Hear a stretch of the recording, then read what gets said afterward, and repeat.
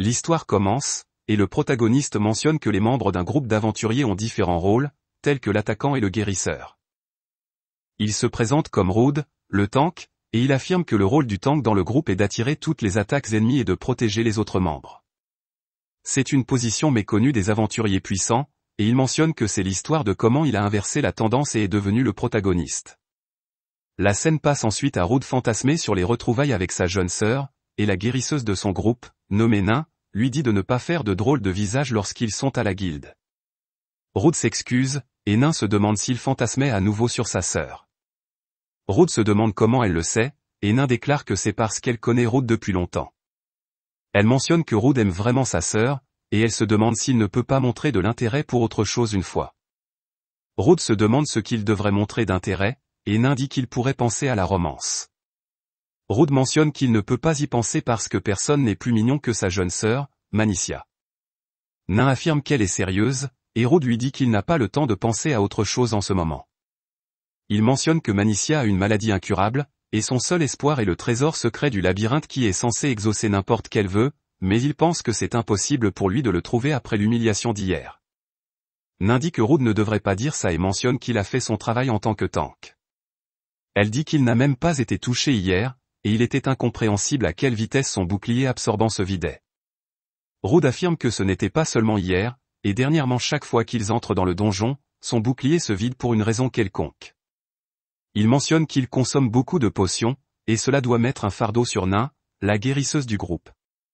Nain lui demande de ne pas s'inquiéter, et elle mentionne qu'ils ont pu combattre autant qu'ils le peuvent parce qu'ils savent que Rude va les protéger.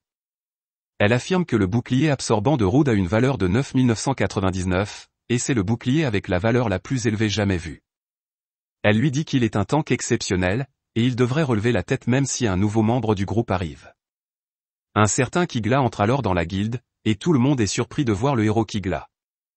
Kigla parle à Nain et à Rude, et on découvre qu'ils sont dans le même groupe. Nain salue ensuite les jumelles Lilia et Lily, et Kigla présente deux nouveaux membres du groupe à Rude et Nain. Les voyant, Nain mentionne que les règles du labyrinthe n'autorisent que des groupes jusqu'à 6 personnes, mais avec leurs nouveaux membres, cela ferait d'eux un groupe de 7 personnes. Kigla déclare qu'ils seront bientôt 6, et il exclut Rude de son groupe. Rude se demande pourquoi, et Kigla déclare que Rude est un tank inutile. Hier, il a instantanément perdu une partie significative de la puissance de son bouclier, et cela a été le facteur décisif. Nain explique alors que Rude bloquait les attaques ennemies, mais son bouclier absorbant se vidait toujours, et il doit y avoir une autre raison à cela. Kigla déclare que c'est parce que les compétences de Rude interféraient avec son bouclier, et ce doivent être ces deux compétences aux effets inconnus. Nain mentionne qu'il est vrai que toutes les compétences ne sont pas bonnes, mais ils ne savent toujours pas si c'était la cause. Kigla déclare qu'ils auraient pu être tués à cause de cela, et c'est une raison suffisante pour exclure Rude. Il mentionne que ces nouveaux membres sont des tanks d'évitement populaires de nos jours, et ils peuvent combattre en esquivant les attaques ennemies, contrairement à Rude qui ne peut que défendre. Rude décide alors d'accepter d'être exclu du groupe, et il essaie de partir, mais Kigla déclare qu'il n'a pas encore fini de parler, et il mentionne qu'hier ils n'ont fait aucun profit à cause de Rude, et il prend l'épée de Rude comme compensation pour cela. Kigla s'en va ensuite, et Lilia mentionne qu'elle sait que Rude est compétent, et elle part après lui avoir souhaité bonne chance. Nain s'accroche à lui, et Rude s'excuse auprès d'elle de ne pas avoir pu répondre à ses attentes même si elle l'a invité à rejoindre son groupe. Nain lui dit que ce n'est pas vrai et se demande si c'est vraiment un adieu. Rude mentionne qu'il habite avec sa sœur à Avancia, et il lui demande de venir les voir de temps en temps. Il ne sera pas toujours chez lui, mais désormais, il va vivre avec sa sœur. Il affirme qu'il attendra avec impatience de la revoir, et ensuite, Rude se demande ce qu'il doit faire maintenant. Il pense qu'il ne peut pas retourner à Avancia tout de suite, et il se demande si Kigla avait raison à propos de ses compétences inconnues qui minent son bouclier absorbant sans qu'il s'en rende compte. Il pense que ce serait une compétence terrible à avoir, et il aimerait que quelqu'un utilise sa compétence d'identification pour lui, mais la compétence d'identification est vraiment rare. Rude entend alors un groupe d'aventuriers de Rand et parler d'aller à Cuirass pour une mission d'escorte, et il pense que Cuirass est proche d'Avancia. Il leur demande s'il peut se joindre à eux pour ce travail, et il demande à Rude son rang d'aventurier. Rude se souvient alors qu'il est toujours de rang F car il a passé tout son temps dans les labyrinthes, et il hésite à révéler son rang, mais l'une des filles du groupe reconnaît qu'il était dans le groupe du héros. Ils acceptent de le laisser se joindre à eux après avoir entendu cela, et Rude essaie de leur dire son rang, mais le marchand qu'ils sont censés escorter arrive alors. Les membres du groupe disent au marchand qu'ils viennent de gagner un nouveau membre, et le marchand mentionne que c'est bien, mais il ne va pas augmenter leur salaire. Ils partent ensuite pour leur voyage, et Rude pense qu'il a manqué l'occasion de leur dire son rang, et il a l'impression de les avoir trompés, mais il ne peut rien y faire maintenant. Le groupe se dirige ensuite vers Cuirass, et ils affrontent de nombreuses adversités en chemin. Après quelques jours, ils sont sur le point d'atteindre Cuirass, mais un épais brouillard les entoure. Voyant le brouillard, le marchand se demande s'il devrait s'arrêter ici pour ce soir, mais Rude pense que quelque chose ne va pas, et il mentionne qu'il devrait se diriger vers Cuirass car ils sont déjà proches. Il pense qu'ils devraient atteindre Cuirass en toute sécurité tant qu'ils font attention aux embuscades, et Rude s'arrête alors après avoir ressenti quelque chose devant lui. Les autres lui demandent s'il s'agit d'un monstre, et Rude mentionne que cela pourrait aussi être des bandits, et il va vérifier. Il remarque une silhouette, et le brouillard se dissipe, et il découvre qu'il s'agit d'une petite fille. Il remarque que personne d'autre n'est à proximité, et il pense que ce n'est pas un piège. Il s'approche de la fille effrayée, et il lui dit qu'il ne va pas lui faire de mal, et il remarque que la fille a un joyau autour de sa poitrine. Un serpent de la forêt arrive alors, et Rude dit à la fille de se cacher. Les aventuriers pensent qu'ils ne peuvent pas battre un tel monstre, et le serpent tente de les attaquer, mais Rude utilise sa compétence de provocation pour attirer l'attention du serpent. Le serpent l'attaque ensuite avec du poison, mais Rude parvient à bloquer avec son bouclier, mais la prochaine attaque du serpent le touche. Rude pense qu'il ne peut pas mourir ici, car cela rendrait sa sœur triste, et il demande aux aventuriers de prendre leurs armes et de combattre. Il déclare qu'ils devront travailler ensemble, et il mentionne qu'il va bloquer toutes les attaques du serpent. Il leur demande de faire confiance en leur force, et il leur promet qu'ils vont gagner. Cela inspire les aventuriers, et ils attaquent le serpent. Le serpent se prépare à un coup mortel, mais Rude parvient à le bloquer, et les aventuriers travaillent ensemble pour vaincre le serpent. Ils sont heureux de leur exploit et mentionnent qu'ils n'auraient pas pu le faire sans l'aide de Rude. Rude déclare qu'ils ont réussi parce qu'ils ont bien agi, et il leur demande de découper le monstre pendant qu'ils vérifient la fille. Rude demande ensuite à la fille si elle est blessée et se demande si elle a un endroit où aller. La fille mentionne que non, et Rude lui demande si elle veut venir avec lui. Il précise qu'il se dirige vers Avancia, et la fille accepte de suivre Rude.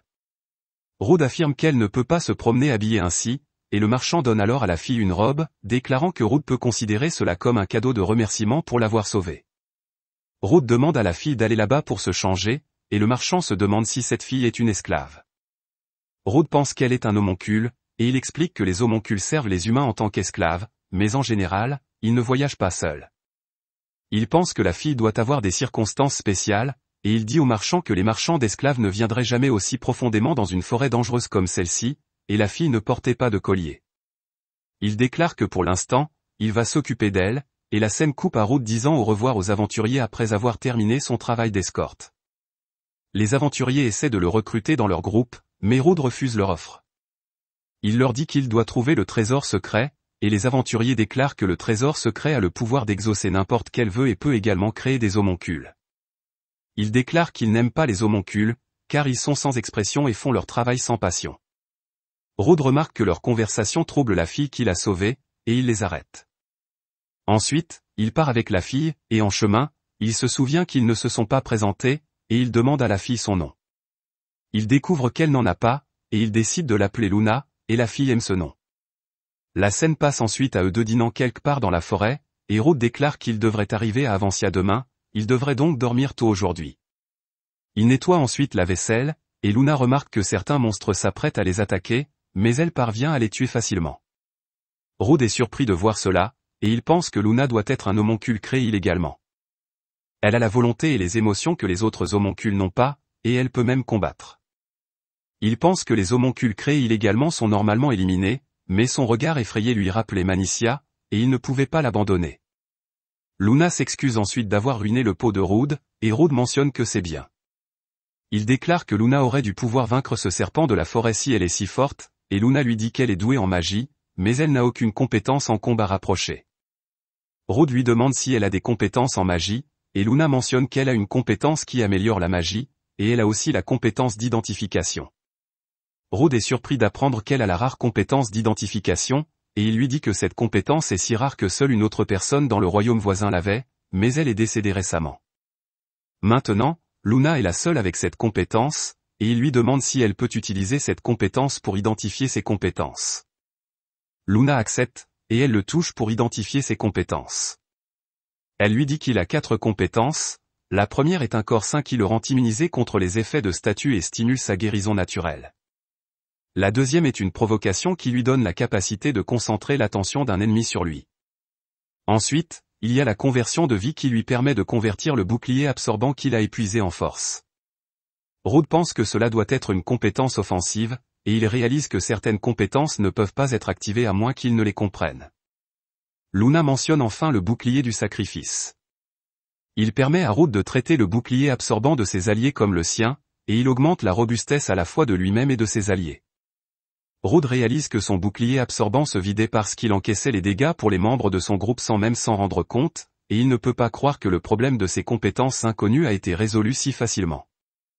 Il remercie Luna pour cela, et le lendemain, ils atteignent Avancia. Rude pense qu'il a été exclu de son groupe pour avoir des compétences aux effets inconnus, mais il avait les compétences ultimes pour protéger ses alliés, et sachant cela, il peut rentrer la tête haute.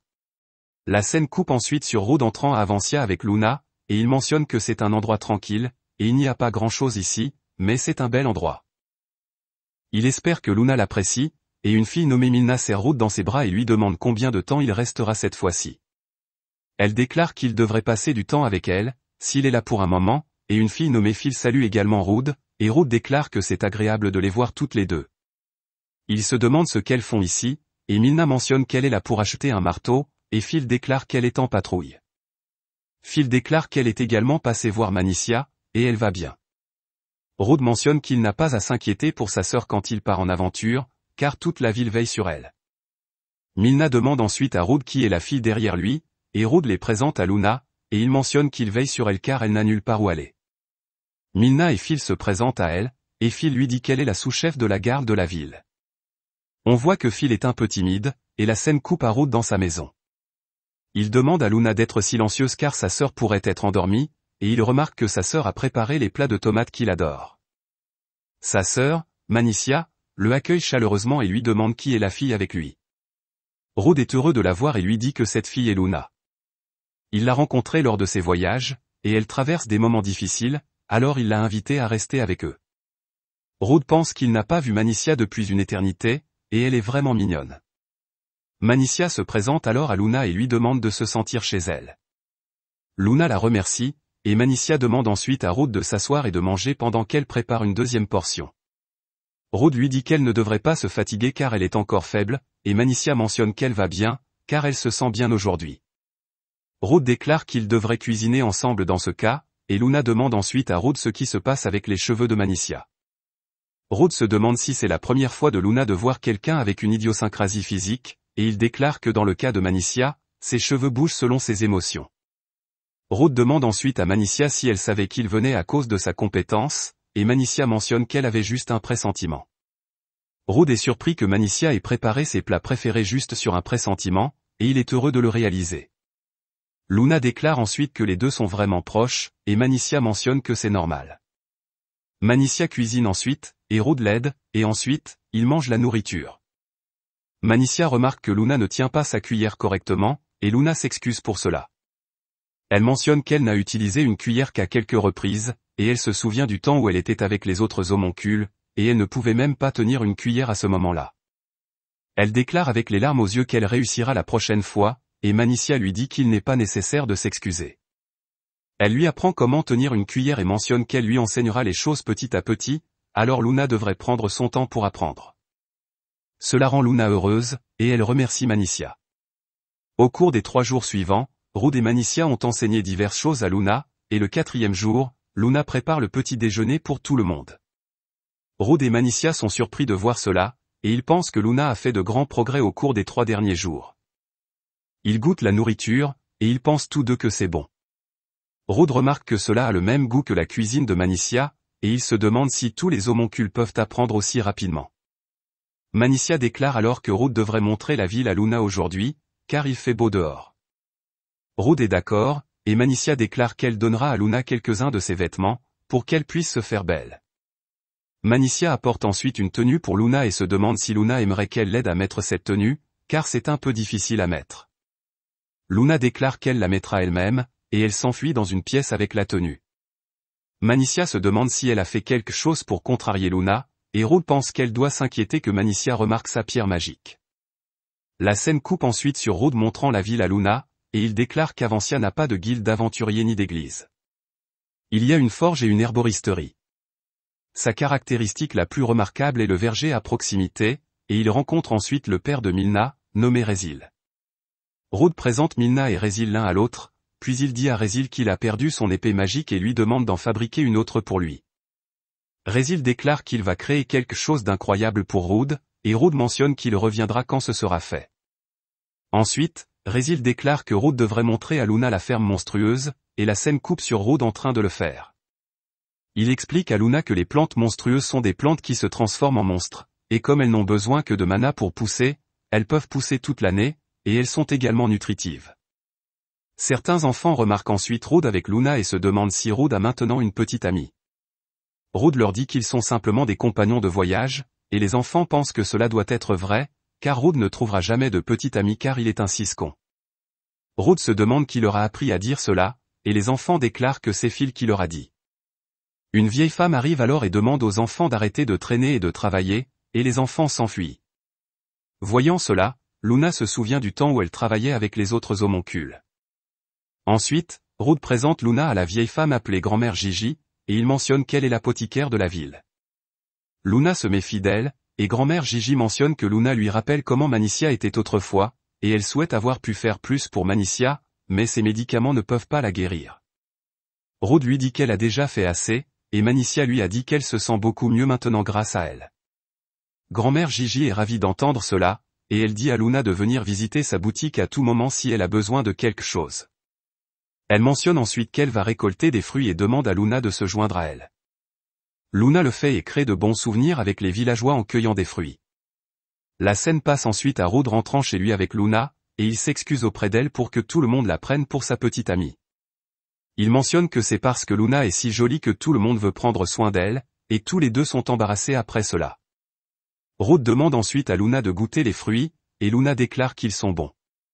Rude mentionne que les autres seront heureux d'entendre cela, et il déclare que le rythme de vie pourrait être plus lent dans ce village que dans les autres, mais il aime bien ici.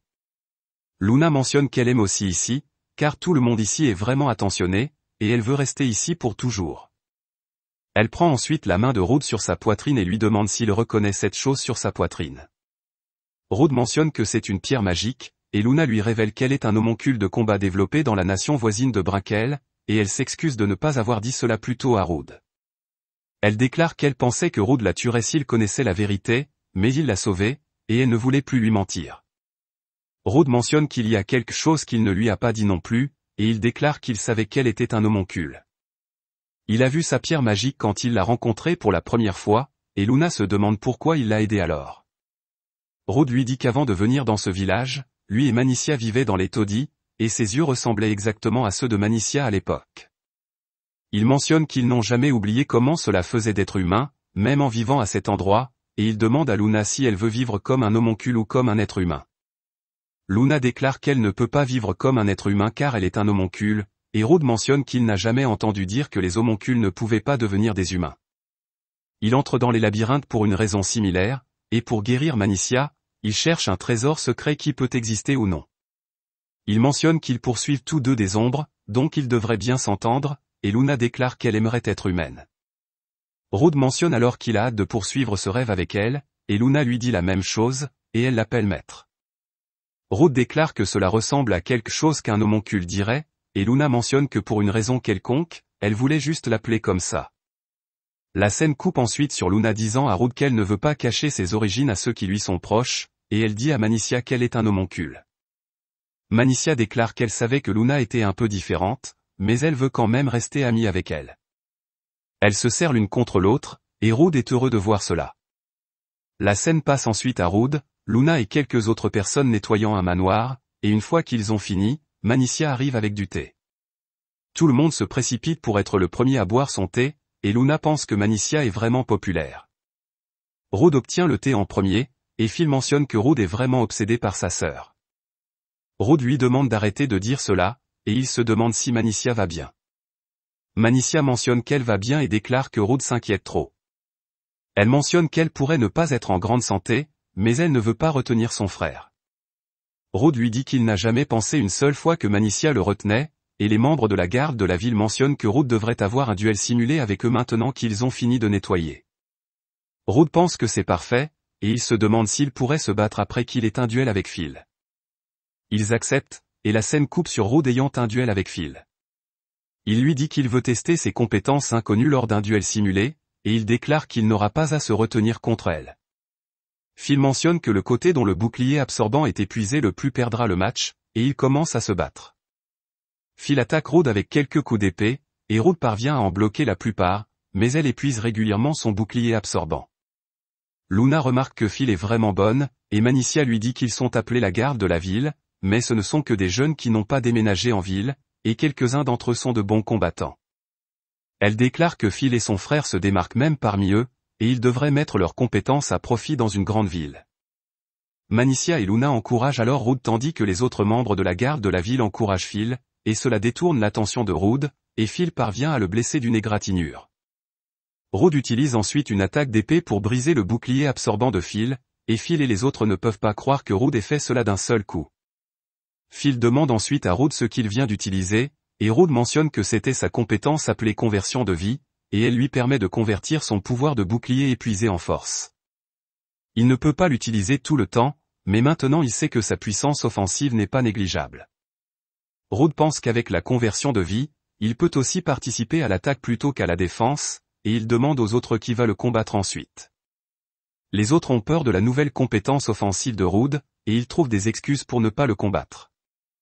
Manicia mentionne alors que son frère est incroyable, mais en comparaison, elle n'est rien. La nuit, elle rêve du moment où ses parents l'ont abandonnée, mais son frère est revenu vers elle. Elle se réveille de ce rêve et pense que son frère vient toujours la sauver, mais elle se demande s'il est vraiment heureux. Elle pense que Rude vivrait plus librement s'il n'y avait pas elle. La scène coupe ensuite sur Rude saluant Manicia en lui souhaitant un bon matin, et on voit que Manicia agit étrangement autour de lui. Elle sert ensuite le petit déjeuner, et Luna arrive, s'excusant d'être en retard pour préparer le petit déjeuner, mais elle remarque que Manicia l'a déjà préparé. Manicia mentionne que Luna n'est toujours pas du matin, et Luna est embarrassée de ne pas pouvoir faire les choses correctement. Rude lui demande de ne pas s'inquiéter de cela, et il mentionne qu'ils devraient s'aider mutuellement. Luna déclare qu'elle a l'impression de ne rien faire pour aider, et Rude lui dit que ce n'est pas vrai. Luna mentionne que si, et elle déclare que Rude ne lui a pas seulement permis de vivre une vie normale, il lui a aussi appris beaucoup de choses. Elle mentionne ensuite que Rude et Manicia sont plutôt instruits, et elle se demande qui leur a appris ce qu'ils savent. Rude explique qu'ils ont tout appris dans le cadre d'une formation, et il explique que le système d'apprentissage est essentiellement une relation maître-élève. Il mentionne qu'étant jeune, il y avait un effort de la part des nobles pour ramener les enfants des taudis à une vie normale, et c'est ainsi qu'ils ont pu fréquenter une école de chevaliers. Manicia se souvient de l'école après avoir entendu cela, et Rude lui dit qu'il va sortir en ville et lui demande si elle a besoin de quelque chose. Manicia déclare qu'elle n'a pas besoin de quelque chose, et Rude part. Manicia se remémore ensuite son temps à l'école de chevaliers, et elle mentionne que son frère était un étudiant incroyable qui était en tête de leur classe, et tout le monde s'attendait à ce qu'il devienne chevalier. Mais elle a entendu des filles dire que son frère allait devenir aventurier pour guérir la maladie de sa sœur, et certaines filles pensaient que c'était gaspiller son talent. Elles ont mentionné que Rude ne pouvait pas faire ce qu'il voulait à cause de sa petite sœur, et Manicia pense que son existence a fermé de nombreuses voies pour son frère. Luna entre alors dans la chambre de Manicia et se demande si Manicia se sent bien. Manicia mentionne qu'elle pense simplement au passé, et Luna s'assoit à côté d'elle. Elle mentionne qu'elle est là pour remonter le moral de Manicia, car elle semblait triste, et Manicia lui demande ce qu'elle ferait si elle savait que quelqu'un gaspillait sa vie pour elle. Ils seraient beaucoup plus heureux en suivant un autre chemin, mais ils ont renoncé à tout cela pour vivre pour toi. Elle se demande comment Luna interagirait avec quelqu'un comme ça, et Luna mentionne qu'elle n'en est pas sûre. Elle déclare qu'elle ne sait pas si quelqu'un irait aussi loin pour elle, et elle mentionne que peut-être faire cela rendrait cette personne la plus heureuse.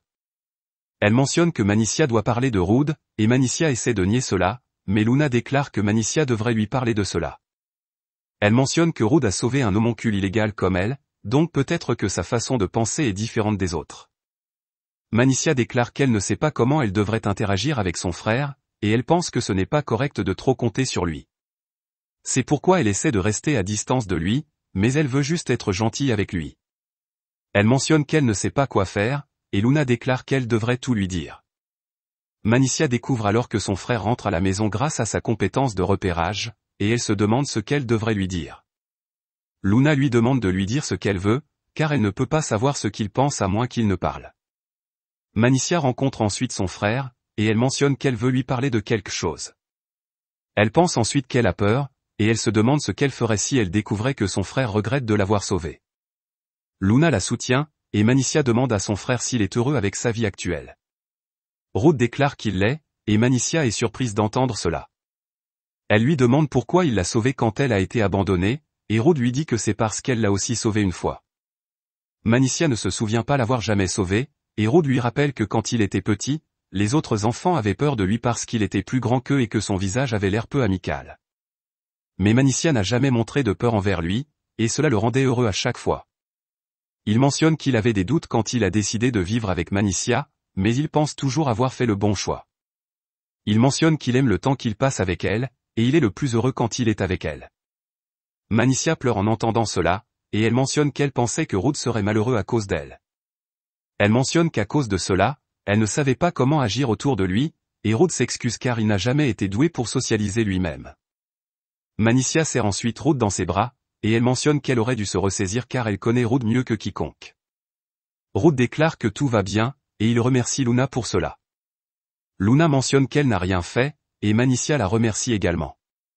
Luna est heureuse d'entendre cela, et elle part préparer le déjeuner. Ils entendent ensuite frapper à la porte, et Ruth trouve Nain dehors. Ils se demandent pourquoi elle est là, et Nain mentionne qu'elle est là pour voir Ruth, car elle a eu un peu de temps libre. Ruth est surpris que Kigla lui ait permis cela, et Nain mentionne que ce n'était pas lui, c'était l'église qui lui a permis un peu de temps libre.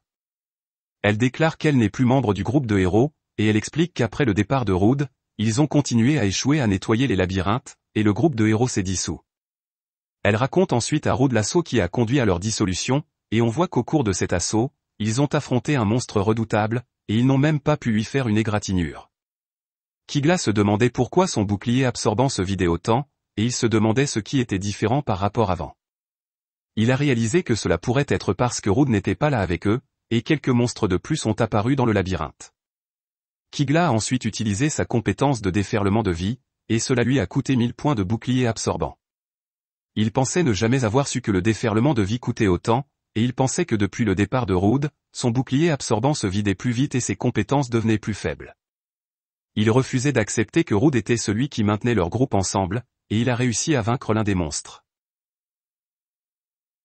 Mais d'autres monstres continuaient d'apparaître, et ses membres de groupe ont essayé de lui dire que cet étage était trop difficile pour eux, mais Kigla n'a pas écouté leurs avertissements. Il a mentionné qu'il ne pouvait pas battre en retraite, et il a essayé d'utiliser son déferlement de vie une fois de plus, mais la compétence n'a pas été activée car il n'avait pas assez de points de bouclier absorbant, et l'un des monstres l'a ensuite attaqué et a brisé son bouclier absorbant. Kigla a subi des dégâts de cette attaque, et il ne pouvait pas croire que cela faisait aussi mal sans son bouclier absorbant. Le monstre l'a ensuite attaqué à nouveau, et il a cassé plusieurs de ses os. Après cela, Kigla était terrifié par le monstre, et Lilia l'a sauvé de celui-ci. Ils ont utilisé le sort de marche en donjon de Lily pour sortir du donjon, et après que le blessé Kigla ait été furieux contre ses membres de groupe pour avoir gâché leur dernier assaut. Il a mentionné que sa réputation avait été ternie à cause d'eux, mais Nain lui a dit que ce n'était pas de leur faute. Elle a mentionné que c'était la faute de Kigla d'avoir chargé comme un idiot, et elle lui a demandé quand il avait arrêté de s'entraîner. Elle a mentionné qu'il était devenu chétif et maladif à cause de sa consommation excessive d'alcool, et il ne comptait que sur son déferlement de vie tout ce temps. Elle lui a demandé s'il pensait que cela serait suffisant pour nettoyer les labyrinthes, et Kigla a mentionné que cela a fonctionné. Nain lui a dit que cela n'a fonctionné que parce que Ruth était là, et maintenant que Ruth est parti, il a dû se rendre compte du fonctionnement de sa compétence. Elle lui a dit qu'elle sait que son déferlement de vie fonctionne en convertissant une grande partie de son bouclier absorbant en force physique, et que la dernière fois, Ruth a perdu son bouclier absorbant parce que Kigla a utilisé le plus grand déferlement de vie jamais vu. Elle a mentionné que la compétence inconnue de Ruth lui a probablement permis de traiter le bouclier absorbant des autres comme le sien, et il faisait supporter le coup de sa compétence à Ruth, c'est pourquoi il était si fort. Kigla lui a dit que tout cela venait de lui, et perdre un tank ne devrait pas tout gâcher autant. Nain lui a dit que cela n'avait pas d'importance car elle quittait son groupe, et ensuite Lilia, Lily et les autres membres du groupe ont également démissionné. Kigla leur a dit qu'il allait bientôt récupérer, et leur prouver qu'il est le vrai héros, et Nain mentionne que c'est ainsi que leur groupe s'est dissous. Rude pense que cela semble mauvais, et il s'excuse pour ce qu'il a fait, mentionnant qu'il a seulement récemment découvert ses compétences inconnues. Nain lui dit que c'est leur faute de ne pas avoir compris cela, et elle s'excuse de ne pas avoir remarqué que Rude subissait des dégâts pour eux. Rude déclare que c'est aussi sa faute de ne pas avoir découvert ses compétences inconnues plus tôt, et Nain mentionne qu'il devrait en rester là dans ce cas. Elle rencontre ensuite Luna et Manicia, et elle mentionne qu'elle les reverra, car elle prévoit de rester ici un moment et de découvrir le verger et autre chose. Rude lui demande où elle prévoit de rester, car ils n'ont pas d'auberge ici, et Manicia mentionne qu'elle peut rester avec eux dans ce cas. Rude dit alors secrètement à Manicia que Nain est la fille d'un duc, et elle est une sainte, et Nain lui demande de ne pas aborder ce sujet. Rude mentionne qu'il ne veut tout simplement pas que l'Église les réprimande pour ne pas fournir des installations adéquates pour une sainte, et Nain mentionne qu'elle ira bien. Rude montre ensuite la chambre à Nain, et Nain examine son lit. Rude mentionne qu'elle peut utiliser cette chambre, et il dormira dans le salon. Nain déclare qu'elle ne serait pas contre partager cette chambre avec Rude, et Rude rejette cela comme une blague, mais Nain mentionne qu'elle est sérieuse. Phil vient ensuite à la maison de Rude, et elle mentionne qu'un monstre particulier est apparu dans le verger. Entendant cela, Rude s'y dirige, et il remarque que le monstre a causé beaucoup de dégâts. Il remarque ensuite le monstre, et il se demande si c'est un tigre. Il pense qu'il ne peut pas le voir clairement à cause du miasme qui l'entoure, et Nain purifie le miasme avec sa magie. Elle pense que la structure biologique de ce monstre semble différente de tout ce qu'elle a vu, et c'est comme si l'essence magique du monstre avait pris le dessus sur sa perception de soi. Un soldat attaque alors le monstre, mais le monstre le jette de côté, et on découvre que le soldat est Vuilt, le père de Phil. Le monstre essaie d'attaquer Vuilt à nouveau, mais Rude utilise sa compétence de provocation pour le mener loin des autres, et il demande au lanceur de sorts de lancer en continu des sorts de guérison sur lui. Ils comprennent, et Rude se défend contre les attaques du monstre, et il demande aux autres soldats d'attaquer pendant qu'il occupe le monstre. Ils n'ont aucune chance contre le monstre, et Rude encaisse leurs dégâts pour eux, mais Luna et Nain le soignent immédiatement. Rude demande ensuite aux soldats de ne pas avoir peur, car sa compétence de bouclier sacrificiel lui permet de prendre les dégâts infligés à leur bouclier absorbant, et les soldats cessent d'hésiter et attaquent le monstre. Ils parviennent à lui infliger des dégâts, et le monstre tente de s'échapper vers la ville, mais Luna l'arrête avec la magie de la terre. Rude utilise ensuite la compétence de conversion de vie avec tous les dégâts qu'il a accumulés, et il parvient à vaincre le monstre, mais il pense qu'il a peut-être exagéré les choses. Il pense avoir causé plus de dégâts que le monstre, mais Vuilt le remercie pour tout. Il mentionne que grâce à lui, ils n'ont eu aucune perte, et Rude est content d'entendre cela. Rude pense ensuite qu'il s'agissait d'un loup noir de rang C, mais il était aussi puissant qu'un monstre de rang A. Il remarque que le monstre avait 2 pierres magiques, alors que les bêtes magiques ne sont censées en avoir qu'une seule. Luna dit à Rude que ces pierres magiques ressemblent à celles utilisées pour créer des homoncules, et Nain pense que quelqu'un a dû forcer cette pierre dans le monstre. Elle dit à Rude que le monstre semble avoir été cousu ensemble, et que quelqu'un doit utiliser la technologie des homoncules sur les monstres. Elle mentionne que créer des homoncules pour la bataille est interdit, et Rude déclare que cela pourrait être interdit, mais les gens sont toujours intéressés par cela. Nain pense que Rude a raison, et Rude se demande si cela a été créé pour plus que de la simple curiosité. Il pense que pour l'instant, il devrait signaler cela au seigneur local, et on nous dit que l'attaque de la bête aux 2 pierres magiques n'était que le présage de ce qui allait venir. Ensuite, Rude remarque que les journaux ne couvrent rien sur le monstre qu'il a combattu plus tôt, et Manicia arrive.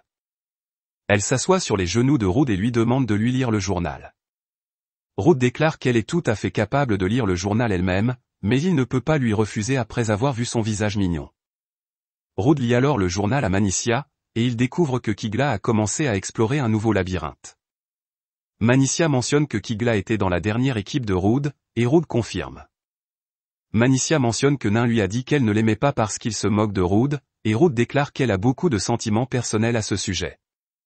Manicia est surprise que Rude soit conscient des sentiments de Nain, et elle se demande s'il fait semblant de ne pas le remarquer à cause de sa maladie. Rude mentionne que c'est en partie la raison, mais il est aussi à la source du problème. Il déclare qu'il est une personne faible et que lorsqu'il entre dans ce genre de relation, il finit par s'y accrocher. Cela l'empêche d'explorer les labyrinthes, et étant maladroit, il ne peut pas faire les deux en même temps. Manicia déclare qu'elle croit que Rude s'en sortira bien, et elle lui demande de ne pas cesser de prendre soin d'elle même s'il trouve quelqu'un de spécial. Rude lui dit qu'il ne le fera pas, et la scène passe ensuite à Rude et à la garde de la ville réunis quelque part dans la forêt près d'Avancia avec quelques aventuriers. Phil leur dit qu'ils sont là pour abattre le comte caméléon qui a été repéré récemment, et elle mentionne que les comtes caméléons vivent dans le sud, il est donc très improbable qu'un soit arrivé ici sans être repéré, ils vont donc aussi enquêter sur la raison de son apparition. Elle mentionne qu'il est probable que le comte caméléon vienne d'un labyrinthe, et elle demande à chacun de lui faire savoir s'il trouve une entrée de labyrinthe. Nain remarque alors que Rude a une épée avec lui, et Rude lui dit qu'elle est fabriquée par le forgeron de la ville. Il mentionne que cette épée a également la compétence d'enchantement, et Luna se demande ce qu'est l'enchantement. Rude lui dit qu'avec la compétence d'enchantement, il peut imprégner différents types de magie dans l'épée, et il lui donne un exemple en imprégnant l'épée de magie du feu. Il mentionne que sa magie n'est pas assez forte pour le combat, alors il peut l'utiliser pour cibler un monstre en fonction de l'élément auquel il est plus faible. Un aventurier qui est également venu pour la chasse déclare que cette épée est gaspillée avec un rang F comme Rude, et nous découvrons que l'aventurier est de rang C.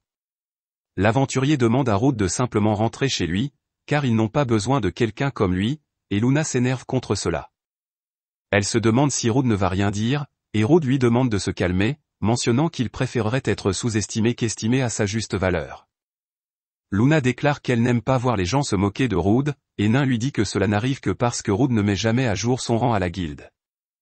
Elle mentionne qu'il est en fait assez fort pour qu'une sainte comme elle le nomme chevalier, et l'aventurier est surpris d'entendre cela. Nain mentionne que Rude a refusé son offre, et l'aventurier se demande pourquoi. Rude déclare que s'il augmente trop son rang, la guilde commencera à le convoquer, et ce n'est pas ce qu'il veut. Le comte caméléon arrive alors, et il les attaque. Phil le combat, et Rude utilise sa compétence de provocation pour attirer son attention. Tandis qu'il occupe le monstre, les autres l'encerclent et l'attaquent. Rude pense que tout se passe bien, mais il sent qu'il y a quelque chose qui cloche. Il pense que le monstre fait de grands mouvements et rugit pour attirer leur attention. Il pense que son comportement est celui d'un tank humain, et deux autres comtes caméléons arrivent alors. Ils encerclent Rude et son équipe, et la garde de la ville n'arrive pas à croire que les monstres sont assez intelligents pour planifier une diversion. Phil pense qu'elle ne peut pas supporter cette pression, et Rude lui demande de se calmer, car elle est leur leader et son attitude influencera les autres. Il mentionne qu'il sait qu'elle trouvera une solution à cela, et cela calme Phil. Rude utilise ensuite sa compétence de provocation sur tous les comtes caméléons, et tandis qu'il les occupe, Luna attaque l'un d'eux avec de la magie. Les aventuriers le finissent, et Rude enchante ensuite son épée avec de la magie du feu pour combattre l'autre comte caméléon. Il le blesse, et la garde de la ville l'élimine. Maintenant, tout ce qui reste, c'est le comte caméléon précédemment blessé, et il attaque Rude, mais Rude bloque avec son bouclier, et Nain utilise la magie de l'eau pour l'incapaciter. Rude s'en occupe ensuite, et il remarque qu'avec cela, tous les monstres ont été vaincus. L'aventurier dit alors à Rude qu'il doit être un monstre lui-même si cette situation ne l'a pas effrayé, et Rude mentionne qu'il ne peut pas reculer car il est un tank. L'aventurier s'excuse ensuite de ne pas avoir pris Rude au sérieux plus tôt, et Rude déclare que c'est bien, car le rang est un indicateur des compétences d'un aventurier, et s'il a un rang bas, il est naturel de penser qu'il pourrait être faible. Les monstres disparaissent ensuite, laissant derrière eux des pierres magiques, et Rude pense que c'est ainsi que les monstres meurent dans un labyrinthe. Nain trouve alors une entrée de labyrinthe, et la scène passe aux habitants d'Avancia faisant la fête la nuit. Phil porte un toast au développement futur de la ville, et tout le monde boit et mange bien. Luna mentionne que les gens semblent vraiment célébrer ce soir, et Manicia lui dit que l'apparition d'un labyrinthe peut arrêter le déclin de la population de la ville. Luna déclare que c'est formidable, et Rude est d'accord avec elle, mais il ne semble pas si heureux. Un des membres de la garde de la ville essaie alors de demander à Manicia de boire avec lui, mais Rude se met en colère contre lui, et il l'emmène avec lui disant qu'il serait plus qu'heureux de boire avec lui. Nain vient ensuite vers Luna, et elle lui demande si elle s'amuse. Luna déclare que oui, mais Rude ne semble pas si heureux. Nain dit à Luna que c'est parce qu'il y a aussi des inconvénients à un labyrinthe, et Rude s'inquiète probablement de cela. Elle explique que si les monstres d'un labyrinthe ne sont pas vaincus, ils sortent parfois du labyrinthe comme ces comtes caméléons, et si cela se produit fréquemment, c'est une menace pour les résidents proches. Luna déclare que si c'est le cas, ils peuvent simplement trouver des personnes pour s'occuper des monstres comme ils l'ont fait plus tôt, et Nain lui dit que cela vient avec son propre ensemble de problèmes. Elle mentionne que n'importe qui peut devenir aventurier, et cela inclut également les pires types de personnes. Il n'est pas rare que des aventuriers suivent des filles mignonnes comme des harceleurs, et ces types d'aventuriers pourraient s'en prendre à Manicia ou à Luna. Luna se demande comment ils devraient organiser les aventuriers si c'est le cas, et Rude lui dit qu'ils peuvent les organiser en formant des clans. Il explique que les clans sont des organisations de plusieurs groupes, et les aventuriers qui font partie d'un clan sont officiellement reconnus par la nation et sont responsables de la défense des villes comme les chevaliers. Il déclare que des villes entières peuvent sombrer dans la ruine sans clan, et comme Avancia en particulier a peu de combattants, sans un clan, il est possible que les aventuriers qui finissent ici fassent ce qu'ils veulent. Il pense que cela peut aussi mettre Manicia en danger, et Nain lui demande de ne pas trop s'inquiéter, car elle va l'aider. Phil vient ensuite, et elle serre Rude dans ses bras, et nous voyons qu'elle a trop bu. Une semaine passe alors, et Rude remarque deux aventuriers se battant en ville. Il les fait fuir, et Nain lui demande s'ils patrouillent à nouveau en ville. Les deux parcourent ensuite la ville ensemble, et Nain mentionne qu'elle n'aurait jamais pensé que autant d'aventuriers se présenteraient si tôt. Nous constatons que les aventuriers sont bien familiers avec Rude, et Nain déclare avoir entendu dire que Rude a accompli de nombreuses missions dernièrement. Rude mentionne que c'est parce que simplement essayer de les contrôler ne fonctionnerait pas, et il découvre qu'une autre bagarre a éclaté. Nous voyons que la bagarre oppose Bo, membre du clan Black Dragon Fan, à Gurley, du clan White Tiger Claw. Les spectateurs pensent qu'ils sont tous deux des aventuriers de rang A, donc cela ne va pas bien se terminer. Ils s'apprêtent à commencer à se battre, mais Rude les arrête, et il lui demande qui il est. Ils mentionnent qu'ils défendent l'honneur de leur clan et lui disent de rester en dehors de cela. Rude leur dit encore d'arrêter, et il mentionne que dans ce cas, Rude devrait décider pour eux, quel de leurs deux clans devrait être autorisé dans cette ville. Rude mentionne qu'ils n'ont besoin d'aucun de leurs clans, s'ils causent des problèmes, et il leur dit qu'ils sont libres de partir. Un membre du clan Red Dragon Fan tente alors d'attaquer Rude, mais Rude arrête l'attaque à main nue, et Nain prend également une position offensive. Rude mentionne que cette ville a ses propres règles, et s'ils insistent toujours pour se battre, il les affrontera.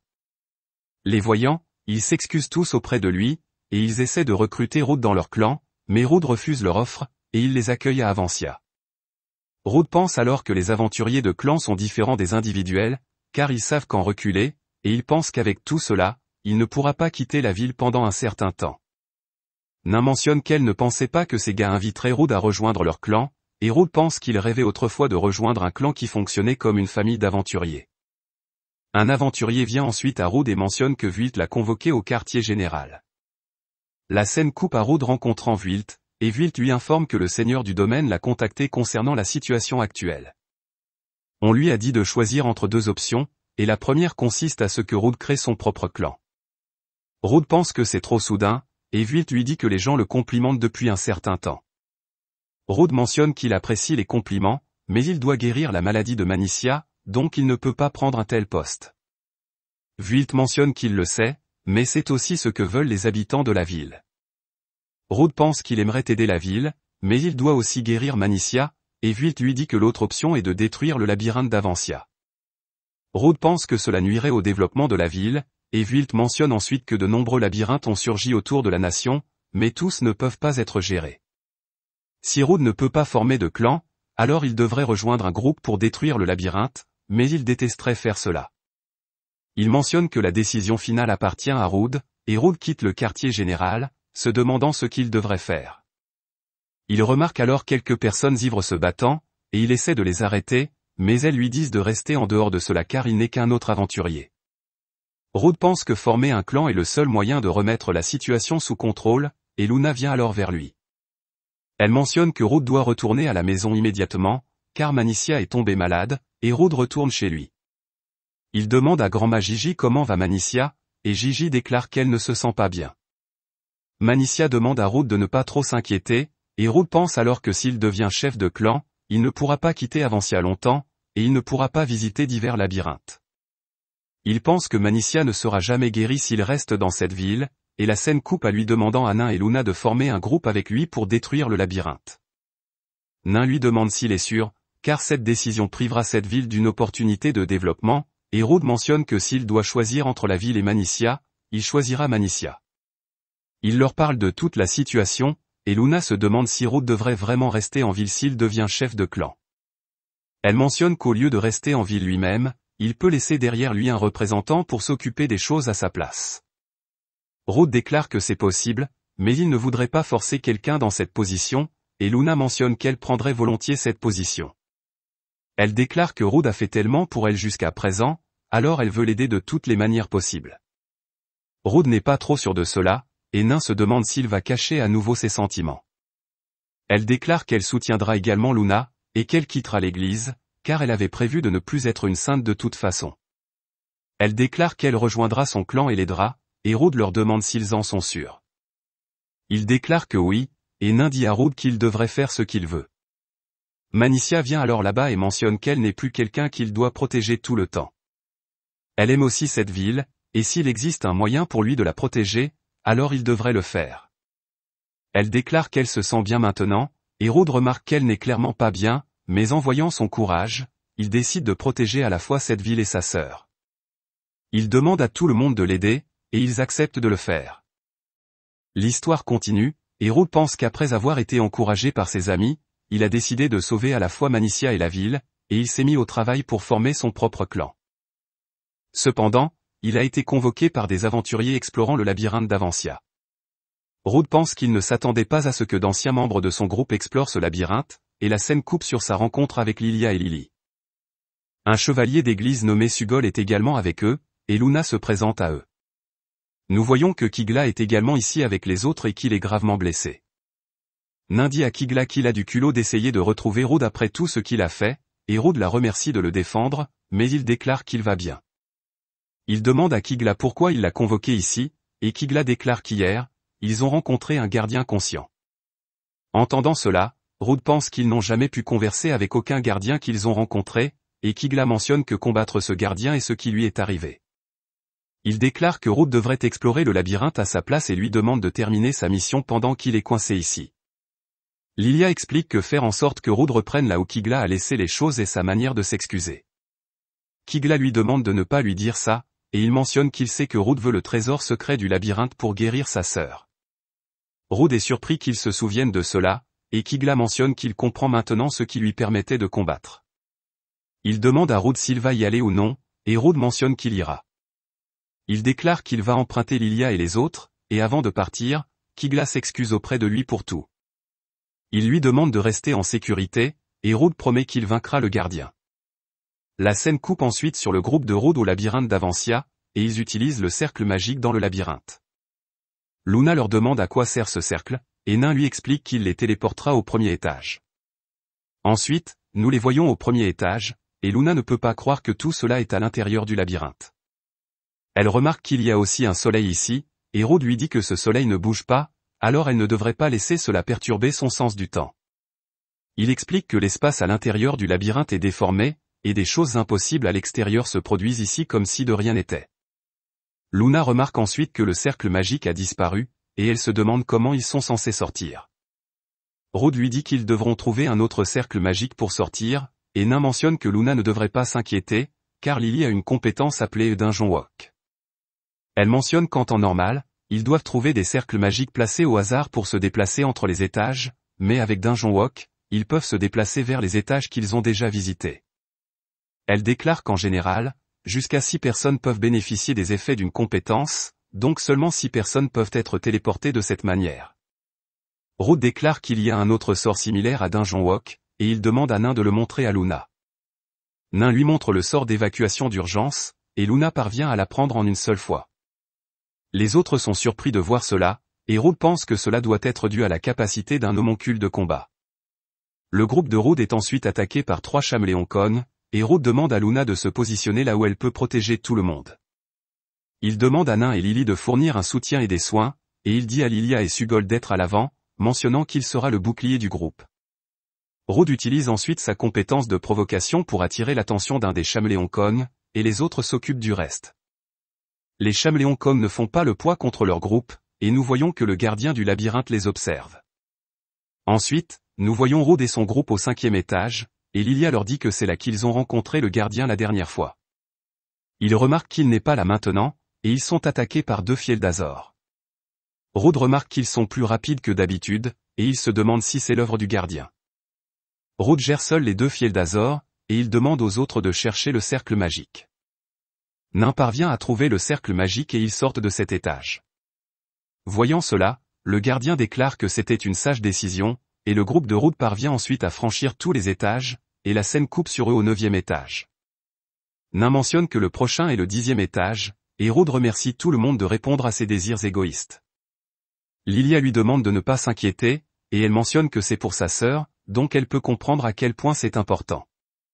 Nain déclare que Rude ne devrait pas les remercier tout de suite, car le véritable test est encore à venir, et il se téléporte au 10e étage. Au 10e étage, le gardien les félicite pour leur travail acharné, et il mentionne qu'il ne s'attendait jamais à ce que des aventuriers aussi puissants viennent ici. Rude réalise que c'est le gardien conscient, et le gardien se présente sous le nom de Marius. Rude mentionne qu'il a entendu dire que le gardien a été trouvé précédemment au 5e étage, et le gardien mentionne qu'il a décidé d'attendre au 10e étage cette fois-ci, car ils sont forts, et il ne voulait pas se retenir contre eux. Il mentionne que c'est son domaine, et il déclare qu'ils verront bientôt à quoi ressemble sa pleine puissance. Il attaque ensuite Rude, et Rude parvient à bloquer l'attaque, mais l'attaque est tellement forte qu'il a l'impression que ses bras vont tomber. Rude dit ensuite à Marius qu'ils sont venus ici pour parler et non pour se battre, et Marius mentionne que les hommes conversent avec le choc de leurs lames. Rude pense qu'il va mourir s'il baisse sa garde, et il dit aux autres qu'ils négocieront plus tard et, pour l'instant, ils devraient se battre. Ils travaillent tous ensemble pour combattre Marius, mais aucun d'entre eux ne parvient à le toucher. Marius décide alors d'utiliser toute sa puissance et se libère de sa coquille humaine pour révéler sa véritable forme qui ressemble à un gigantesque squelette mort-vivant. Rude pense que cette forme est dangereuse, mais il ne peut pas faire demi-tour, car il doit guérir Manicia. Il utilise la provocation pour attirer l'attention de Marius, et Lilia l'attaque pendant qu'il le garde occupé. Sugol dit ensuite à Rude qu'il devrait tour à tour attirer l'attention de l'ennemi, et Rude est d'accord. Après avoir combattu un moment, tous leurs boucliers d'absorption sont épuisés. Rude pense qu'ils ne peuvent plus supporter davantage d'attaques, et il dit à Sugol de ne pas laisser Marius le frapper de front. Sugol comprend, et Rude demande à Nain de se concentrer sur la guérison. Il dit à Lily d'utiliser des sorts de soutien et de maintenir leur ligne de front, et il demande à Luna d'aider tout le monde. Il utilise ensuite la provocation sur Marius, et il se souvient qu'avant d'entrer dans le labyrinthe, ils avaient eu une réunion de stratégie, et ils savaient qu'ils allaient être forcés dans une bataille d'endurance. Lilia a mentionné qu'ils allaient bien car ils ont Rude, et sa compétence d'échange de vie peut transformer le bouclier d'absorption qu'ils perdent dans un combat long en une force incroyable. Ils pensaient qu'ils devraient placer tous leurs espoirs dans la dernière attaque de Rude, et l'histoire revient au présent.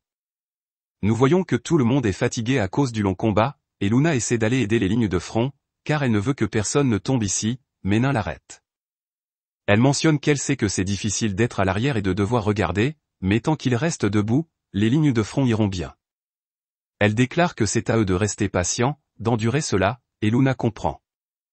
Elle utilise ensuite sa magie de guérison pour soigner les autres, et Rude pense que son bouclier d'absorption a été épuisé de 30 000 à présent. Il attaque Marius avec sa compétence de conversion de vie. Cela inflige des dégâts à Marius, mais ce n'est pas suffisant pour le faire tomber. Les autres sont surpris de voir cela, et Rude pense qu'il pourrait peut-être vaincre Marius s'il utilise la conversion de vie une fois de plus. Marius utilise ensuite la magie de la terre pour les attaquer, mais Rude protège tout le monde, et ensuite Marius les attaque à nouveau. Il parvient à infliger des dégâts à Sugol et Lily, et Rude remarque que tous les membres de son groupe sont fatigués, et il se demande s'il est prêt à les exposer à plus de danger à cause de ses propres objectifs. Il pense qu'il ne veut pas qu'ils risquent leur vie pour lui, et il dit à tout le monde de battre en retraite, mais Nain s'y oppose, et Rude lui dit qu'il est le chef de ce groupe, et il doit prendre la bonne décision. Nain lui demande s'il va abandonner son rêve après être arrivé si loin, et elle mentionne qu'elle lui a dit de faire ce qu'il voulait. Sugol demande à Rude de ne pas le sous-estimer et mentionne qu'il est prêt à combattre jusqu'à la mort s'il le faut. Nain mentionne qu'ils ne peuvent pas faire marche arrière maintenant, et elle demande à Rude de ne pas dire quelque chose d'aussi pathétique. Rude bloque ensuite l'une des attaques de Marius et demande à tout le monde de l'aider pour sauver Manicia. Lily et Lilia utilisent ensuite leurs compétences de fusion pour se combiner et devenir Liliali, et elle occupe Marius avec sa salve d'attaque. Les autres lui prêtent également main forte, et Rude utilise une fois de plus la conversion de vie. Même cela n'est pas suffisant pour éliminer Marius, et Rude bloque une autre de ses attaques, puis utilise les dégâts de cette attaque pour déclencher une autre attaque de conversion de vie. Cela élimine Marius, et il reprend sa forme humaine. Il mentionne qu'il a perdu et déclare qu'ils peuvent faire ce qu'ils veulent de lui. Il mentionne que Rude devrait l'achever, et Rude lui dit qu'il est venu ici simplement pour lui parler. Il demande à Marius s'il possède le trésor du labyrinthe qui est censé exaucer n'importe quel vœu, et Marius mentionne qu'il l'a. Il donne à Rude une pierre magique capable de miracles et mentionne que Rude devrait l'infuser de mana pour réaliser son vœu. Il dit à Rude de le tuer maintenant, et Rude mentionne qu'il préférerait éviter cela, car cela ferait disparaître le labyrinthe et stopperait le développement de la ville voisine. Il déclare qu'il aimerait que Marius continue de gouverner ce labyrinthe, et Marius accepte de travailler avec lui. Il déclare qu'il aimerait avoir une revanche avec Rude, et Rude mentionne qu'il préférerait éviter cela. La scène coupe ensuite sur Rude retournant auprès de Manicia, et il lui donne la pierre magique qu'il a obtenue de Marius. Il lui dit que c'est ce qu'il cherchait, et Manicia mentionne qu'elle ne peut pas l'accepter. Elle déclare que Rude devrait l'utiliser pour lui-même, et Rude lui dit qu'il l'utilisera pour la même chose qu'elle. Il demande à Manicia de le prendre, et Manicia demande ensuite à la pierre magique de réaliser son plus grand souhait. La pierre magique brille et se brise, et Rude se demande si Manicia ressent un changement. Manicia déclare qu'elle a un peu plus d'énergie maintenant, et elle mentionne qu'auparavant, elle se fatiguait rapidement, mais ce n'est plus le cas maintenant. Rude est heureux d'entendre cela, et il la serre dans ses bras. Il pense qu'il pourra guérir complètement sa sœur s'il continue à s'aventurer, et il est heureux que tout ce qu'il a fait jusqu'à présent n'ait pas été vain. Manicia remercie Rude pour tout, et Rude pleure. Par la suite, Marius vient chez Rude et déclare qu'à partir d'aujourd'hui, Rude sera le gardien du labyrinthe. Ensuite, nous voyons que à cause du labyrinthe, Avancia est devenue une ville animée, et Rude pense qu'il devra à nouveau arbitrer des combats. Il rencontre ensuite Beau et Gurli, et il mentionne que cela doit être difficile pour Rude de gérer tout cela juste après être devenu chef de clan. Il déclare qu'il devrait se faire aider pour gérer les choses, et Rude mentionne qu'il a une demande à leur sujet à ce sujet. La scène coupe ensuite sur Rude avec Nain, et elle lui demande s'il y a eu un autre combat. Rude déclare que oui, et Nain mentionne que ces combats éclatent à cause des Fiels d'Azor, car ils obtiennent de bons matériaux d'eux pour fabriquer des potions et des armes. Elle déclare qu'ils auront besoin de recruter plus de personnes pour aider à gérer le clan, et Rude mentionne qu'elle a raison. Il déclare que Manicia s'occupe actuellement de tout le travail de bureau, mais il ne peut pas la pousser trop fort. Il mentionne qu'il a essayé de demander à Lilia à ce sujet, mais elle a dit qu'elle n'en savait pas assez pour enseigner à quelqu'un d'autre. Elle a suggéré qu'il devrait coopérer avec les autres clans, et ce serait mieux s'il pouvait former une alliance. Elle lui a dit qu'il devrait essayer de former une alliance égale, car s'il devait leur rendre des comptes, cela détruirait le but d'établir un nouveau clan dans cette ville. Elle a déclaré qu'il ne serait probablement pas d'accord avec cela à moins d'avoir quelque chose de bénéfique à leur offrir, et ce serait mieux s'il avait quelque chose à offrir tout de suite. De retour dans le présent, Rude déclare qu'il n'a à offrir que leur force de combat, et il a dit aux gens qu'il a chassé le gardien du labyrinthe. Il pense qu'il a fait tout ce qu'il pouvait, après avoir parlé avec Lilia, et Nain mentionne qu'elle savait que Rude ferait un excellent chef de clan. Elle déclare qu'à ce rythme, ils vont bientôt devenir un clan majeur, et Rude se demande pourquoi elle semble si déçue. Nain mentionne que si cela se produit, elle n'aurait pas autant de temps seule avec Rude, et Rude est embarrassée d'entendre cela. Elle mentionne ensuite que Rude peut l'utiliser pour promouvoir le clan s'il a du mal à trouver des gens pour gérer le clan, mais Rude déclare qu'il ne peut pas faire cela car il sait qu'elle n'aimerait pas cela. Marius vient ensuite là, et il mentionne qu'il aimerait que Rude l'aide à gérer le labyrinthe. Rude déclare qu'il ne peut pas le faire pour l'instant, car il est occupé, et Marius mentionne qu'il peut aider Rude à arrêter les combats si c'est le cas. Rude demande alors à Marius si un gardien de clan devrait errer comme ça, et Marius mentionne que c'est bien. Rude demande alors à Marius s'il n'a pas de rancune contre l'humanité ou quelque chose comme ça, et Marius déclare que non. Il lui demande de le laisser l'aider tandis que Rude l'aide à gérer le labyrinthe, et Rude lui permet de devenir membre de son clan. Il lui demande de lui parler de la gestion d'un labyrinthe, et Marius l'emmène dans le labyrinthe. Il l'emmène à son étage en utilisant un portail de téléportation, et il dit à Rude que ce lac peut afficher l'intérieur du labyrinthe. Il peut l'utiliser pour placer des monstres et changer la construction du labyrinthe, et il lui dit que le nombre là-haut est le nombre de points qu'il a. Il peut utiliser des points pour créer et reproduire des monstres, et Rude se demande comment les points augmentent. Marius lui dit qu'il peut les obtenir avec le temps en épuisant les boucliers absorbants des aventuriers. Rude lui demande de lui montrer comment cela fonctionne, et Marius reproduit un gobelin à titre d'exemple. Il le place à l'avant de certains aventuriers dans le labyrinthe, et Rude comprend comment cela fonctionne. Il demande ensuite à Marius s'ils ne peuvent reproduire que des gobelins, et Marius mentionne que les monstres qu'ils peuvent actuellement reproduire sont des gobelins, des orques à hache, des comme caméléons et des Fiels d'Azor. Il déclare que les monstres ne peuvent être reproduits que à partir des originaux qu'ils ont créés, et s'il établit une relation de confiance avec les monstres, ils peuvent l'aider en cas de besoin. Ils peuvent même prendre goût aux gens, et Rude remarque que cela coûte plus d'1 million de points pour créer les monstres rares. Marius lui dit qu'il y a une option qui leur permet de créer des monstres au hasard, et c'est un peu comme le gacha. Rude essaie cela, et il crée un slime. Le slime prend goût à lui, et il remarque qu'ils peuvent maintenant reproduire des slimes. Il pense qu'avec le temps, il pourrait éventuellement obtenir des monstres de rang S, et il pense que le labyrinthe est animé en ce moment à cause des fiels d'Azor, mais si les matériaux deviennent largement disponibles, alors l'activité diminuera. Rude pense qu'en utilisant cela, il peut faire apparaître une variété de monstres dans le labyrinthe, et cela l'aidera également à gérer le clan. Le slime frappe alors Rude, car il ne fait pas attention à lui, et Marius mentionne qu'ils ont obtenu 1000 points à partir de cela.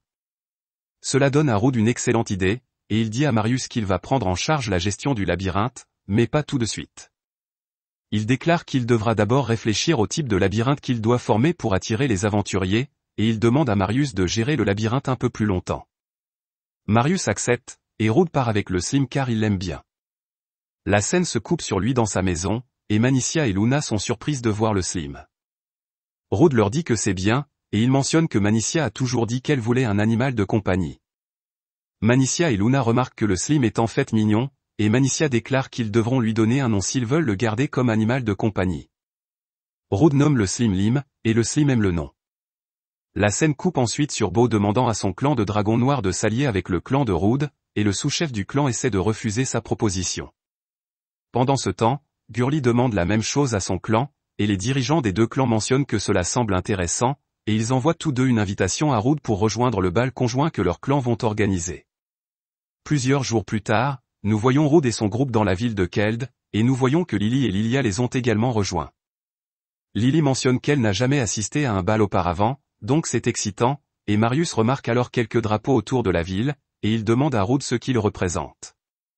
Rude lui dit qu'il s'agit des drapeaux de Fan du dragon noir et de Cloud du dragon blanc, et il se souvient comment ils sont arrivés ici. Nous voyons qu'ils ont reçu les invitations des deux guildes, et Rude a tenu une réunion pour discuter de ce qu'il faut faire.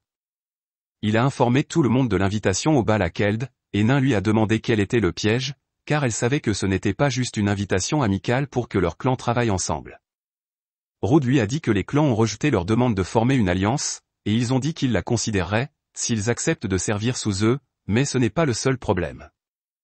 Ils ont également demandé Nain en échange de leur coopération, et il a expliqué à tout le monde que Nain est populaire et que presque tous les clans du pays la veulent.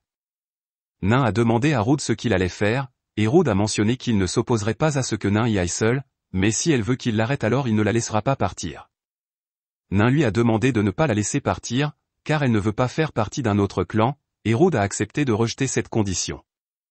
Il a mentionné qu'il prévoit toujours d'assister au bal, et il a déclaré que la plupart des invités seront affiliés à l'un ou l'autre des deux clans, mais il ne peut pas manquer cette chance de parler directement avec les dirigeants des clans.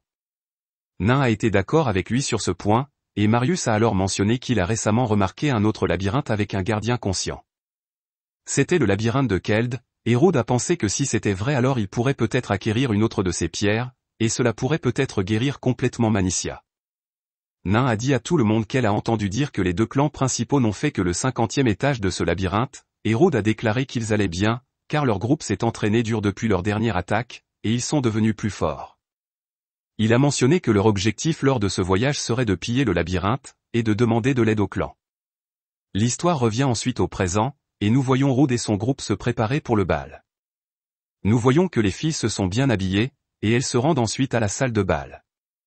Les participants au bal remarquent Nain la Sainte, et ils se demandent ce qu'elle fait ici. L'un d'eux mentionne qu'elle va rejoindre leur clan, et Rude pense qu'il donne l'impression de représenter leur clan. Nain mentionne qu'ils vont changer d'avis, et Marius demande alors à Rude s'il peut manger là-bas. Rude déclare qu'il le peut, et Nain mentionne que le fait d'avoir Marius avec eux détend vraiment l'atmosphère. Ils mangent tous quelque chose, et Ikk, le sous-chef du dragon noir Fan, et Cynthia, la sous-chef de la griffe blanche du tigre, saluent ensuite les participants. Ils mentionnent qu'ils ont invité un invité spécial aujourd'hui, et ils appellent Nain sur scène. Nain dit à Rude qu'il l'invite à monter là-haut, mais elle est membre de son clan, et Rude prend Nain avec lui pour se plaindre. Il monte sur scène, et Ikk demande à Nain qui est ce gars. Rude déclare qu'il est le chef du clan de Nain, et Ikk se souvient que Rude était autrefois membre du groupe de héros. Il était le tank, et il a été expulsé pour être inutile. Il explique qu'à plusieurs reprises, Kigla a demandé son avis sur la composition de son groupe, et c'est lui qui a suggéré de renvoyer le tank. Il déclare que les tanks sont inutiles dans les raids de labyrinthe, et ils disent seulement qu'ils protègent leurs membres du groupe tout en ne faisant rien. La foule est d'accord avec Ikk, et il demande à Nain de rejoindre leur clan. Cynthia mentionne que Nain va rejoindre la griffe blanche du tigre, mais Rude leur dit qu'il ne laissera ni l'un ni l'autre avoir Nain. Ikk mentionne alors que Rude voulait un conseiller pour son clan, et Rude déclare qu'il ne peut pas échanger Nain contre cela, car elle est une amie précieuse. Il déclare qu'il veut former une alliance, et la foule se moque de lui en pensant que l'idée de former une alliance avec un clan en arrière-pays est totalement ridicule. Ikk mentionne qu'il ne peut pas faire confiance à un clan dirigé par un tank, et il demande à Nain si elle est sûre qu'elle veut rester dans le clan de Rude. Nain mentionne qu'elle en est sûre, et elle déclare que Rude est le tank le plus fort du monde. Rude prend ensuite le micro, et il déclare qu'ils sont venus ici pour piller le labyrinthe de Keld. Ils sont plus forts que quiconque ici, et ils vont le prouver en entrant dans le niveau 51 et plus bas du labyrinthe de Keld que même les deux grands clans n'ont pas pu nettoyer. Le chef du dragon noir fan nommé Gauche arrive alors, et il mentionne qu'Ikk ne devrait pas sous-estimer les nouveaux venus. Il serre ensuite la main de Rude, et Rude pense qu'à partir de sa main, il peut dire que Gauche est fort. Gauche annonce alors qu'il sera prêt à envisager une alliance avec Rude s'il parvient à faire ce qu'il vient de dire, et Lutel, le chef de la griffe blanche du tigre, arrive également. Elle mentionne qu'elle sera également prête à envisager une alliance avec lui s'il parvient à conquérir ce labyrinthe. Gauche espère alors que Rude pourra faire ce qu'il a dit, et la scène coupe sur Rude dans son auberge avec Marius. Marius lui demande pourquoi tout le monde ne respecte pas la force de Rude, et Rude mentionne que les gens ne peuvent pas dire à quel point quelqu'un est fort juste en le regardant. Marius mentionne que quiconque est fort devrait être capable de reconnaître que Rude est exceptionnel, et il déclare qu'ils vont conquérir ce labyrinthe et prouver à tous qu'ils ont tort. Il part ensuite prendre un bain, et Rude rencontre Luna et Nain. Luna lui demande s'il est fatigué, et Rude déclare qu'il l'est, car il ne parle pas souvent devant autant de gens. Luna déclare que les mots qu'il a prononcés étaient incroyables, et Nain le remercie de l'avoir protégé ainsi. Elle mentionne que cela l'a vraiment rendue heureuse, et Rude déclare que ce n'était rien, car Nain est son amie précieuse. Les deux filles s'en vont ensuite, et Rude pense que nettoyer le labyrinthe ne sera pas facile, car même les deux grands clans n'ont pas réussi à le faire, mais il le fera pour protéger son clan et ses amis. Rude rencontre ensuite Lily, et elle l'entraîne dans sa chambre. Il se demande ce qu'elle fait, et elle lui demande d'attacher les lacets dans le dos de sa robe. Rude attache les lacets, et Lily le remercie, mentionnant qu'elle peut maintenant surprendre sa sœur. Rude essaie ensuite de retourner, mais Lily l'arrête et mentionne qu'elle veut aussi lui demander quelque chose. Elle dit alors à Rude qu'elle a été impressionnée quand il a annoncé son intention de devenir chef de clan devant tout le monde, car elle est trop faible pour dire à quiconque ce qu'elle veut faire. Rude lui demande si elle veut faire quelque chose, et Lily déclare que oui, mais son objectif n'est pas aussi grand que celui de Rude. Elle déclare simplement qu'elle ne veut pas imposer sa présence à sa sœur pour toujours et qu'elle veut apprendre à se soutenir elle-même. Elle dit qu'elle n'a pas à s'inquiéter de quoi que ce soit quand sa sœur est là, et elle mentionne qu'elle a été une imbécile depuis qu'elle est enfant. Elle a toujours fait des erreurs, mais sa sœur l'a protégée. Sa sœur est parfaite et capable de tout, et c'est la même chose quand elles se battent. Elle peut simplement la soutenir de derrière, et Rude mentionne que c'est parce qu'elle est douée en magie. Lily mentionne que sa sœur peut aussi utiliser la magie, mais elle se bat au corps à accent grave corps, et quand elle fusionne, sa sœur est toujours la personnalité principale. Elle n'a jamais combattu seule auparavant, mais elle ne peut pas imposer sa présence à sa sœur éternellement. Elle veut prendre soin d'elle-même, et Rude pense que Lily et Lilia sont vraiment proches, donc il peut comprendre pourquoi c'est si difficile pour elle de dire à sa sœur qu'elle veut être indépendante. Rude dit ensuite à Lily qu'elle peut lui causer tous les ennuis qu'elle veut, et il lui dit de faire ce qu'elle veut faire. Cela rend Lily heureuse, et elle déclare que la prochaine fois, elle demandera de l'aide à Rude. Elle tombe alors sur Rude en sautant de joie, et Lilia remarque cela. Elle se met en colère contre Rude après avoir vu cela, et elle lui demande de venir sur le toit avec elle. La scène les montre sur le toit, et Rude se demande ce que Lilia va faire avec lui. Lilia se demande pourquoi Rude a l'air si inquiet, et elle mentionne que tout va bien. Elle dit que si c'était quelqu'un d'autre, elle l'aurait poussé du toit, mais elle sait que Rude ne ferait rien pour blesser sa sœur. Elle dit qu'elle a juste fait semblant pour amener Rude sur le toit, et elle lui demande si elle lui a déjà parlé d'elles deux. Rude mentionne qu'elle lui a dit que leurs parents les avaient abandonnés, et maintenant elles vivent ensemble, et Lilia déclare que leurs parents ne les ont pas abandonnés. Ils les maltraitaient, alors elles se sont enfuies, et leur père était particulièrement cruel. C'est pourquoi elle a été surprise de voir Lily avoir une conversation normale avec un homme, et pourquoi elle a voulu lui parler. Elle dit qu'un jour, elle aimerait emmener Lily dans un endroit où elle peut vraiment être heureuse, et elle a décidé de la garder en sécurité jusqu'alors. Rude pense que cela semble montrer que les deux s'aiment vraiment, et il mentionne que plus tôt, Lily a dit que Lilia était parfaite et capable de tout.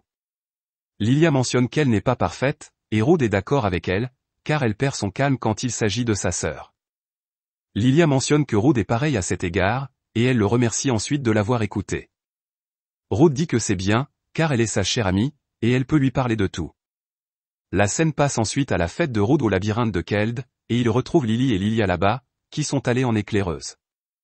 Elles mentionnent qu'elles viennent de revenir du 49e étage et elles expliquent qu'elles ont été escortées par l'un des explorateurs du labyrinthe. Maintenant, elles peuvent utiliser la promenade dans le donjon pour s'y rendre, et Lilia déclare qu'elle a également recueilli des informations. Elle a d'abord examiné la composition des groupes des deux grands clans, et le White Tiger Claw a pris 4 attaquants magiques et 2 guérisseurs. Le Black Dragon Fan a pris 4 attaquants, y compris leur chef, et 2 guérisseurs pour le soutien. Tous deux utilisaient des compositions axées sur la vitesse, et elle mentionne qu'il y a aussi beaucoup de monstres qui infligent des affections ici. Rude dit que son corps sain devrait être capable de les annuler, et Nain pense que cela semble être un labyrinthe difficile, mais ils doivent au moins arriver au 51e étage. Ils tiennent ensuite une réunion de stratégie, et Rude dit à tout le monde les rôles qu'ils prendront lors de la bataille. Lily lui demande alors si elle peut être celle qui donnera des ordres pendant la bataille, et Rude pense qu'elle essaie déjà de changer, et il le permet. Il dit à Nain de l'aider, et il se dirige ensuite vers le 45e étage. Il remarque que cet étage n'est pas favorable aux combattants rapides, mais en tant que tank, cela pourrait être bon pour lui. Marius mentionne ensuite qu'il peut sentir des monstres devant eux, et Rude peut aussi les sentir. Marius explique que Rude peut les sentir parce qu'il est maintenant le gestionnaire du labyrinthe d'Avancia, et il pense que les monstres ont été positionnés parfaitement. Il mentionne que les deux chemins mènent au même endroit, mais les monstres apparaissent des deux côtés.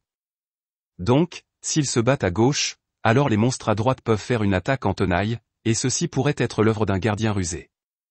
Un lézard venimeux et un hibou noir les attaquent alors, et Rude utilise sa compétence de provocation pour attirer leur attention. Le lézard utilise sa brume empoisonnée sur Rude, mais cela n'a aucun effet, et il attaque le lézard. Il se défend ensuite contre l'attaque du hibou, et il l'attaque également, mais le hibou parvient à bloquer avec de la magie. Marius vainc ensuite le hibou, et un autre hibou arrive, et il essaie d'attaquer Lily, mais Lilia le tue. Quelques hiboux de plus arrivent ensuite, et Lily mentionne qu'ils peuvent les vaincre s'ils veulent, mais il n'y a pas besoin pour eux de continuer à se battre. Rude est d'accord avec elle, et ils utilisent une bombe éclair pour se retirer. La scène passe ensuite au groupe se reposant, et Nain dit à Lily qu'elle fait une bonne commandante. Lily mentionne qu'elle fera aussi de son mieux après la pause, et Nain déclare ensuite qu'elle a remarqué plus tôt qu'elle pouvait choisir si elle devait laisser Rude absorber leurs dégâts en utilisant son bouclier de sacrifice. Luna lui dit la même chose, et Marius mentionne que les compétences de Rude ont peut-être renforcées après son combat contre lui. Nain déclare qu'ils peuvent maintenant dissiper l'effet eux-mêmes s'ils ne veulent pas que Rude prenne des dégâts, et Marius mentionne que les capacités de Rude sont vraiment exceptionnelles. Il déclare que peu de tanks peuvent attirer avec succès l'attention des monstres, et les autres sont d'accord avec lui. Marius mentionne qu'il serait formidable que Rude puisse apprendre la compétence d'auto-guérison, et Rude se demande s'il y a une compétence comme ça. Marius se demande si les humains n'en savent rien, et Rude demande à Marius s'il n'est pas humain. Marius déclare qu'il n'est pas humain, et Rude pense qu'ils ne savent vraiment rien sur Marius. Les autres sont d'accord avec lui, et Rude demande à Marius de leur parler de lui. Marius déclare qu'il peut leur dire, mais il n'est pas sûr s'ils peuvent l'accepter. Il mentionne qu'il est un démonoïde, et il explique que les créatures de leur monde sont principalement divisées en humains et demi-humains. Il y avait autrefois aussi des démonoïdes, et ils ressemblent aux demi-humains, mais ils ont prêté allégeance à un démon au lieu du dieu vénéré par les humains. Il mentionne qu'il est capable de gérer un labyrinthe parce qu'il est un démonoïde, et il explique que les labyrinthes ont été créés à l'origine par des démons pour détruire le monde des humains. Nain est surprise d'entendre que Dieu n'a pas créé les labyrinthes pour enrichir leur vie, et Marius se demande d'où vient cette histoire. Lilia déclare qu'on leur a raconté cela depuis des générations, et Lily pense que quelqu'un a dû modifier la vérité à un moment donné. Marius mentionne qu'ils connaissent maintenant la vérité, et il déclare que ce labyrinthe est très probablement géré par un démonoïde aussi. Il déclare que le gardien est probablement puissant, et il avertit Rude de faire attention en combattant. Ruth demande ensuite à Marius s'il est d'accord pour combattre l'un de ses propres semblables, et Marius déclare qu'il n'a aucun problème avec ça, et il ne les combattra pas en tant que démonoïdes, car il n'aime pas ce qu'ils font de leur vie. Lily déclare alors qu'ils devraient maintenant discuter de la manière dont ils vont combattre les monstres du 50e étage et elle leur raconte le plan. Ils se dirigent ensuite vers le 50e étage et ils parviennent à y arriver après avoir tué plusieurs monstres sur les autres étages. Là, ils rencontrent un dragon d'os, et Rude utilise sa compétence de provocation pour attirer son attention. Ils pensent qu'ils peuvent utiliser la stratégie de Lily, et il se souvient alors que Lily leur a dit qu'il y aurait des dragons d'os au 50e étage et qu'ils sont connus pour causer fréquemment des effets de statue, donc ils feront en sorte que Rude charge tandis que le reste d'entre eux reste hors de sa portée. Elle a mentionné que sa sœur et Marius attaqueront de l'extérieur de sa portée, et puisque c'est un monstre d'os, il sera faible au feu, donc ils devraient enchanter leurs armes avec du feu et utiliser des sorts de feu autant que possible. Rude combat alors le dragon, et le dragon lance quelques pointes d'os. Il parvient à les bloquer, et il déclare qu'il devrait éviter de se tenir sous ses ailes. Il bloque ensuite une autre attaque du dragon, et il pense que le dragon est plus rapide que prévu. Lily et Marius l'assistent, et tous trois continuent à attaquer le dragon. Le dragon lance ensuite des pointes dans toutes les directions, et Marius et Lily sont griffés par elle, et ils remarquent que les pointes avaient un effet de poison. Nain et Luna les soignent pendant que Rude distrait l'ennemi, et le dragon commence alors à éviter la compétence de provocation de Rude. Il l'attaque avec une sorte de boue, et la boue colle au bouclier de Rude. Il demande à Nain de le frapper avec un sort d'eau pour nettoyer le bouclier, et Nain nettoie son bouclier pour lui. Elle lance ensuite un sort de soin de zone, et Marius se demande ce que c'est. Rude explique que c'est l'une des compétences de Nain, et cela crée une zone qui permet de récupérer le bouclier absorbant. Il continue alors à combattre le dragon, et après une heure, nous voyons qu'ils ne l'ont toujours pas vaincu. Le dragon utilise ensuite un souffle de feu, mais Rude bloque l'attaque. Il bloque ensuite les attaques suivantes du dragon également, et lorsque son bouclier absorbant prend trop de dégâts, il entre dans la zone de soins. Pendant ce temps, les autres attaquent le dragon, et après s'être soigné, Rude utilise sa compétence de conversion de vie pour attaquer le dragon. Cela vainc le dragon, et ils parviennent à nettoyer le 50e étage. Ils pensent que c'est suffisant pour aujourd'hui, et ils sortent du labyrinthe. Lily dit alors à Rude qu'il ne devrait pas vendre les matériaux du labyrinthe pour l'instant, car cela indiquerait aux autres qu'ils ont progressé dans leur raid. Rude accepte de tout vendre plus tard, et Nain déclare que les ordres de Lily sont justes même en dehors du labyrinthe. Lily mentionne qu'elle fera de son mieux sur le prochain étage également, et Nain déclare qu'il devrait avoir une fête après. Lilia mentionne qu'elle va passer son tour, car elle est fatiguée, et elle retourne à l'auberge, et Lily l'accompagne. La scène passe ensuite à Luna, Nain et Rude à la fête après, et Nain boit un peu d'alcool. Voyant qu'elle apprécie tellement cela, Luna se demande si l'alcool a vraiment bon goût, et Nain mentionne qu'elle devrait essayer une gorgée si elle est curieuse. Rude se demande si un homoncule peut boire de l'alcool, mais il laisse Luna essayer après avoir vu qu'elle le veut vraiment. Luna boit un verre, et elle trouve que c'est amer. Nain lui dit que c'est une question d'acquis, et elle n'a laissé Luna essayer que parce qu'elle voulait voir sa réaction. Elle mentionne ensuite que Lily et Lilia ont été très proches de Rude ces derniers temps, et Rude déclare que rien n'a changé. Nain demande à Luna ce qu'elle en pense, et Luna mentionne qu'ils se sont rapprochés. On voit qu'elle est ivre, et Rude leur dit que les deux ne sont pas membres de leur clan, mais qu'ils les ont beaucoup aidés, et il craint qu'ils ne les importunent. Nain se demande si elles ne sont pas plus que des coéquipières pour Rude, et Rude déclare que non.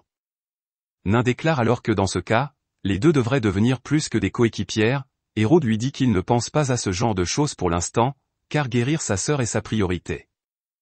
Nain déclare que Rude devra d'abord s'occuper de tout cela, et Luna se demande si cela signifie que Rude ne sort avec personne en ce moment. Rude mentionne que non, et Luna déclare qu'elle s'amuse toujours quand elle est avec Rude, et elle ressent une chaleur dans sa poitrine. Elle mentionne qu'elle aimerait passer plus de temps avec lui, et Rude accepte de le faire, et il pense que Luna pourrait avoir besoin d'eau pour redevenir sobre. Ensuite, on voit Rude dans sa chambre, et il remarque que Lilia dort sur son lit. Elle se réveille, et Rude lui demande pourquoi elle dort sur son lit.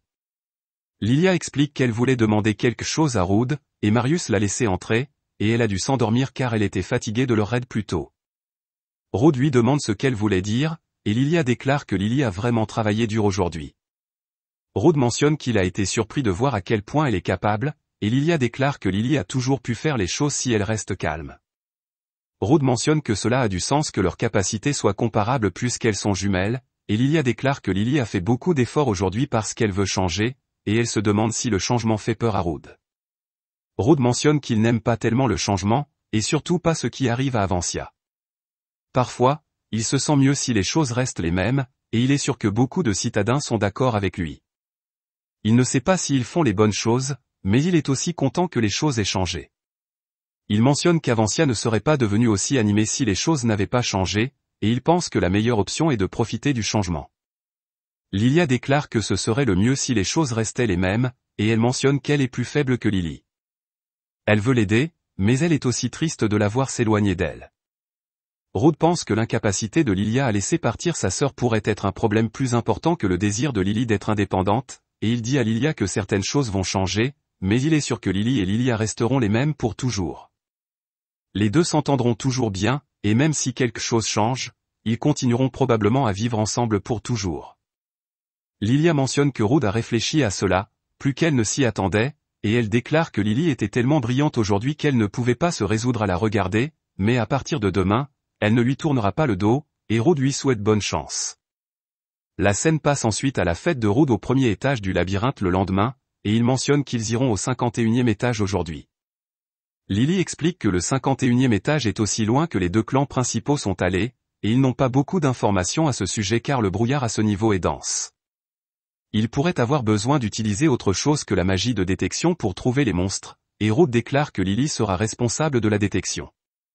Lui et Marius chercheront autant qu'ils le peuvent, et Luna sera la garde de Lily. Lily utilise alors sa marche dans le donjon pour emmener tout le monde au 51e étage et elle remarque que sa magie de détection ne fonctionne pas ici. Luna essaie d'utiliser sa magie du vent pour dissiper le brouillard, mais cela ne fonctionne pas non plus.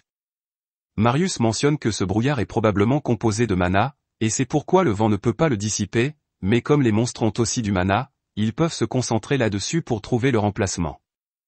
Rude essaie, et il ne peut pas sentir les monstres parfaitement, mais il parvient à découvrir qu'ils viennent les attaquer. Tout le monde se prépare à combattre, et Rude utilise la provocation sur les monstres. Il se défend contre une attaque d'eau, et les monstres utilisent de la magie de terre pour les attaquer. Nain pense qu'ils doivent être des Saiyajins, et Luna parvient à les disperser. Ils perdent de vue les monstres, et Rude les ressent à nouveau. Il remarque que les monstres ne les ont pas encore encerclés, et il dit à son équipe de fuir vers 10 heures. Rude utilise ensuite la provocation sur les monstres à nouveau, et il remarque qu'ils sont vraiment des Saiyajins. Les Saiyajins l'accablent, et Marius vient à sa rescousse. L'équipe de Rude apprend alors à sentir les monstres en utilisant leur mana, et ils parviennent à vaincre tous les Saiyajins. Ils font ensuite une pause avant de se diriger vers le prochain étage, et les filles cuisinent les Saiyajins qu'ils viennent de combattre. Marius n'est pas sûr de vouloir les manger, et Rude remarque qu'ils ont eu des gouttes incroyables lors de cette expédition. Lilia arrive alors, et elle mentionne que grâce à Rude, elle n'a eu aucun mal à regarder Lily aujourd'hui. Il mange ensuite quelques Saiyajins, et il se dirige vers le prochain étage. Il tombe sur un squelette sombre là-bas, et il remarque qu'il a 3 cristaux avec lui. Rude laisse le commandement à Lily, et il mentionne qu'il va commencer par le charger. Il attaque le monstre après l'avoir provoqué, et le cristal jaune forme une barrière pour défendre le monstre.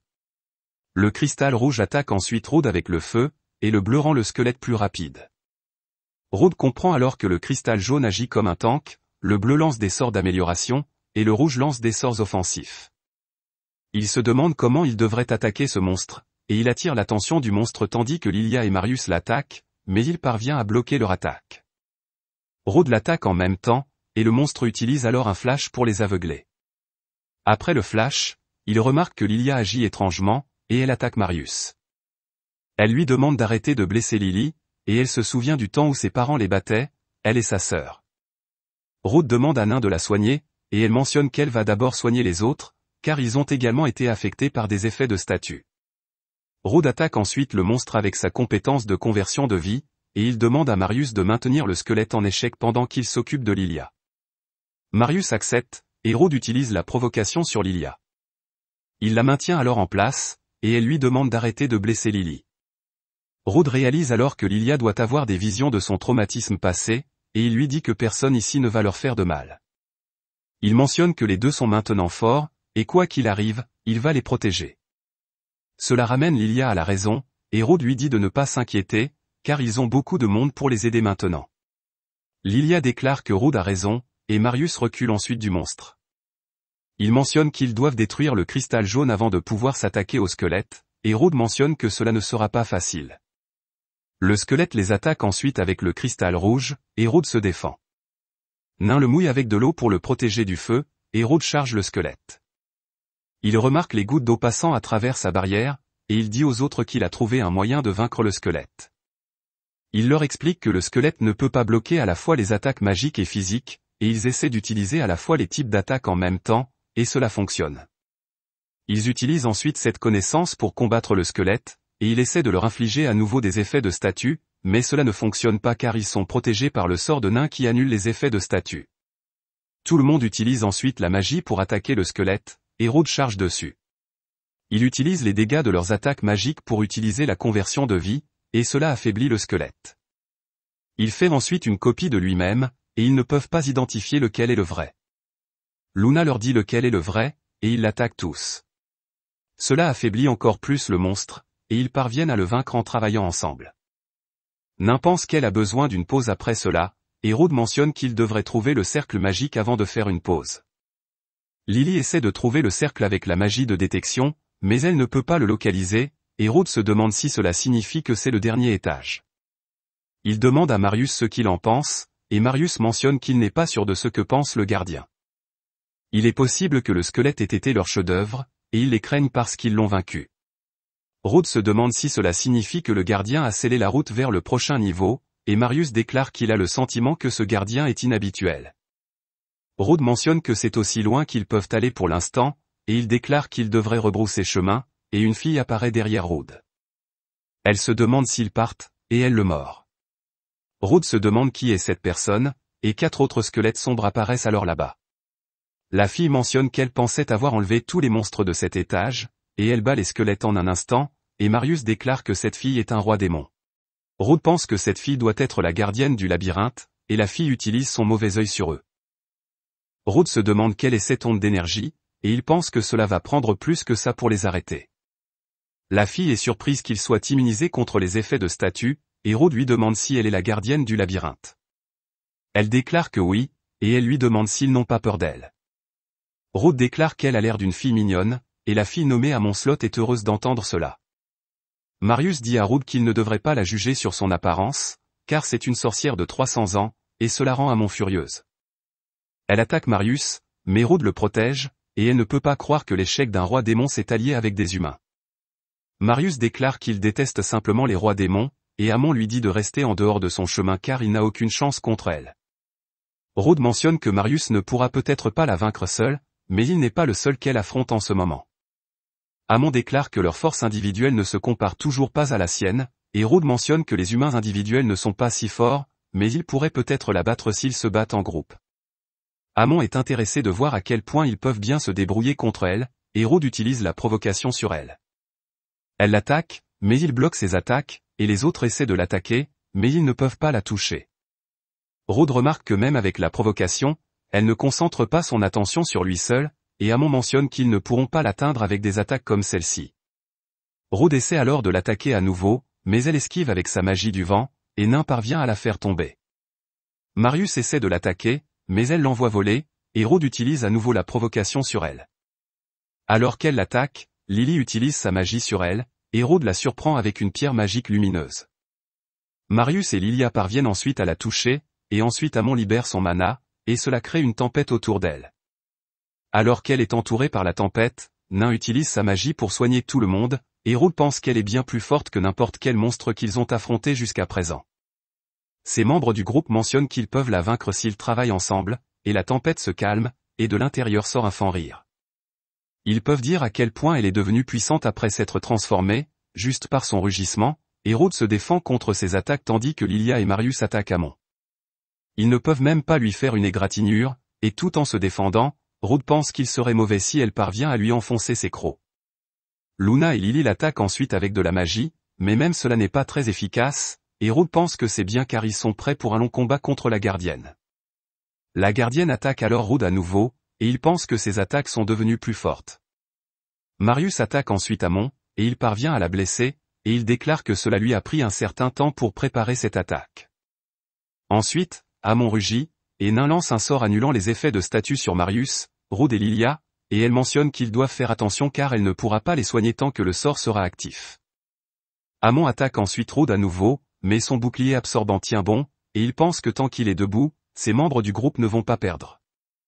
Il continue à combattre Amon, et il continue à lui infliger des dégâts.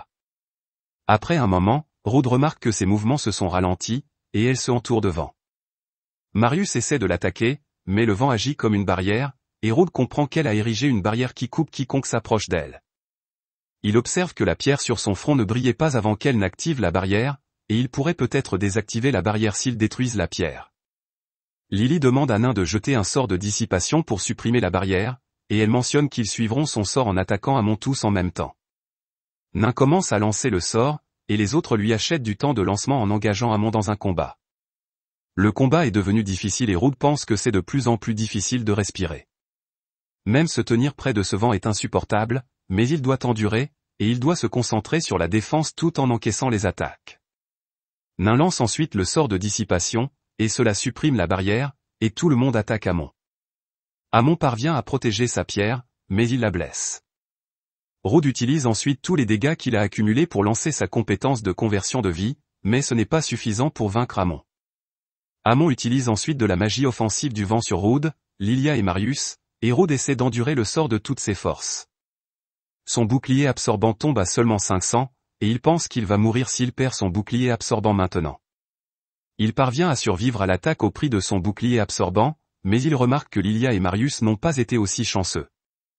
Il découvre que les deux sont toujours en vie, et Rude demande à Nain et Luna de les guérir, car ce serait mauvais si Amon lançait une autre attaque maintenant.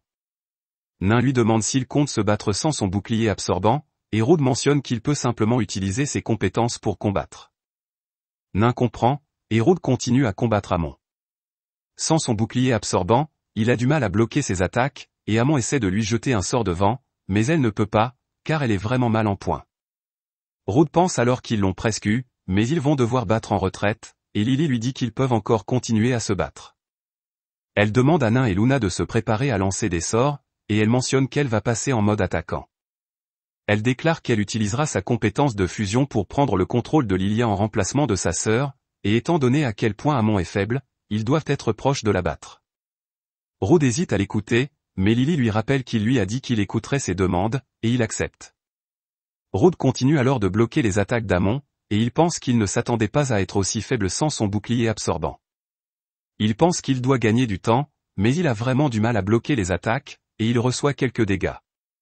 Nain le soigne, et Liliali essaie d'attaquer Amon, mais ses attaques sont trop prévisibles, et Amon parvient à les esquiver. Rude la protège des attaques d'Amon, et Lily s'excuse car elle ne sait pas comment utiliser ce corps. Rude lui dit de se battre à sa manière et de ne pas essayer de copier ce que fait Lilia, car c'est elle qui est en contrôle maintenant. Il déclare qu'il va lui donner tout le temps nécessaire pour s'habituer à ce corps, et Lily comprend, mais Rude pense qu'en dépit de ce qu'il a dit, il ne pourra pas tenir beaucoup plus longtemps. Pourtant, il ne peut pas abandonner, car son ami fait de son mieux, et il doit matcher son énergie. Dans son état actuel, il est difficile pour lui d'agir comme un tank, et il pense que ce serait beaucoup plus facile s'il avait encore son bouclier absorbant. Il se rappelle alors qu'auparavant, Marius utilisait son mana comme un bouclier absorbant, et il pourrait peut-être se battre s'il peut reproduire cela. Amon l'attaque alors, et il parvient à bloquer avec son mana. Il utilise la même technique pour bloquer ses attaques conséquentes, et la technique s'améliore à mesure qu'il l'utilise. Il peut maintenant bouger son corps comme il le fait quand il a un bouclier absorbant, et la douleur dans son corps commence à diminuer. Il remarque alors qu'Amon est devenu plus rapide, et il pense qu'elle doit être pressée. Il parvient à bloquer ses attaques en utilisant plus de mana qu'avant, et Lily attaque ensuite en lui imprégnant son épée de divers éléments. Elle utilise les 4 éléments pour porter le coup final, et cela parvient à vaincre Amon. Lily est également fatiguée après cela, et Rude la rattrape avant qu'elle ne tombe. Il la remercie de les avoir fait gagner, et Lily mentionne que c'est leurs efforts qui ont conduit à leur victoire. Elle se repose ensuite avec Lilia, et Rude demande à Amon si elle a encore l'intention de se battre. Elle mentionne qu'elle ne peut même pas bouger un muscle maintenant, et elle déclare que c'était une bataille impressionnante. Rude lui demande alors si elle a une pierre magique qui peut exaucer les souhaits, et Amon lui donne la pierre. Rude la remercie, et Amon mentionne qu'elle ne s'attendait pas à être remerciée par quelqu'un qu'elle venait de combattre. Elle lui demande s'il ne va pas la finir, et il mentionne qu'elle vient de se qualifier de roi démon, et il lui demande s'il y en a d'autres comme elle. Amon déclare qu'il y en a, mais elle ne sait pas combien il y en a. Rude lui demande quel est leur objectif, et Amon mentionne que les rois démons jouent à un jeu pour voir s'ils peuvent détruire ce monde. Rude lui demande si elle s'oppose aussi aux humains en tant que roi démon, ou si elle veut seulement combattre des adversaires puissants. Amon se demande s'il veut lui dire quelque chose, et Rude lui demande si elle va les aider.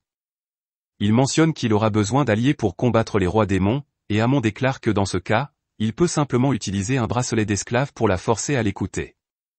Rude mentionne qu'il ne veut pas la forcer, et Amon pense qu'il est un individu amusant, et elle accepte son offre. Rude mentionne que c'est ainsi qu'ils ont recruté Amon, et ensuite ils annoncent lors d'un bal de clan qu'ils ont conquis le labyrinthe de Keld, et en échange de cartes et d'informations sur les étages inexplorés, ils forment une alliance avec les deux clans. Il déclare qu'il ne leur a pas révélé qu'il a recruté la gardienne du labyrinthe, et la scène les montre dans un carrosse retournant à Avancia. Lily parle à Rude pendant que les autres dorment, et elle le remercie d'avoir écouté sa demande pendant la bataille. Rude mentionne quelle est la raison pour laquelle ils ont remporté ce combat, mais Lily déclare qu'ils ont atteint la victoire ensemble. Elle embrasse Rude sur la joue en remerciement, et elle retourne dormir. Cela surprend Rude, et il pense qu'il devra lui demander ce que cela signifiait quand elle se réveillera. Lilia se réveille alors, et elle remercie Rude de l'avoir aidé pendant la bataille, et ensuite Rude retrouve sa sœur à Avancia. Il lui donne la pierre exaucant les vœux, et elle l'utilise. Elle mentionne qu'elle se sent mieux maintenant, et elle remercie Amon pour cela. Elle mentionne qu'elle ne peut pas faire grand-chose pour elle, mais tant qu'elle est là, elle va s'occuper de tous ses besoins. Amon déclare que cela semble bien, et elle mentionne qu'avec une offre comme celle-ci, elle pourrait rester dans cette ville pendant un certain temps. Merci d'avoir regardé les parties 1 à 9, le reste des parties sera sur ma chaîne. Veuillez aimer et partager la vidéo si vous l'avez appréciée, et assurez-vous de cliquer sur le bouton d'abonnement et d'activer la cloche de notification pour continuer à recevoir les nouvelles mises à jour des récapitulatifs d'anime.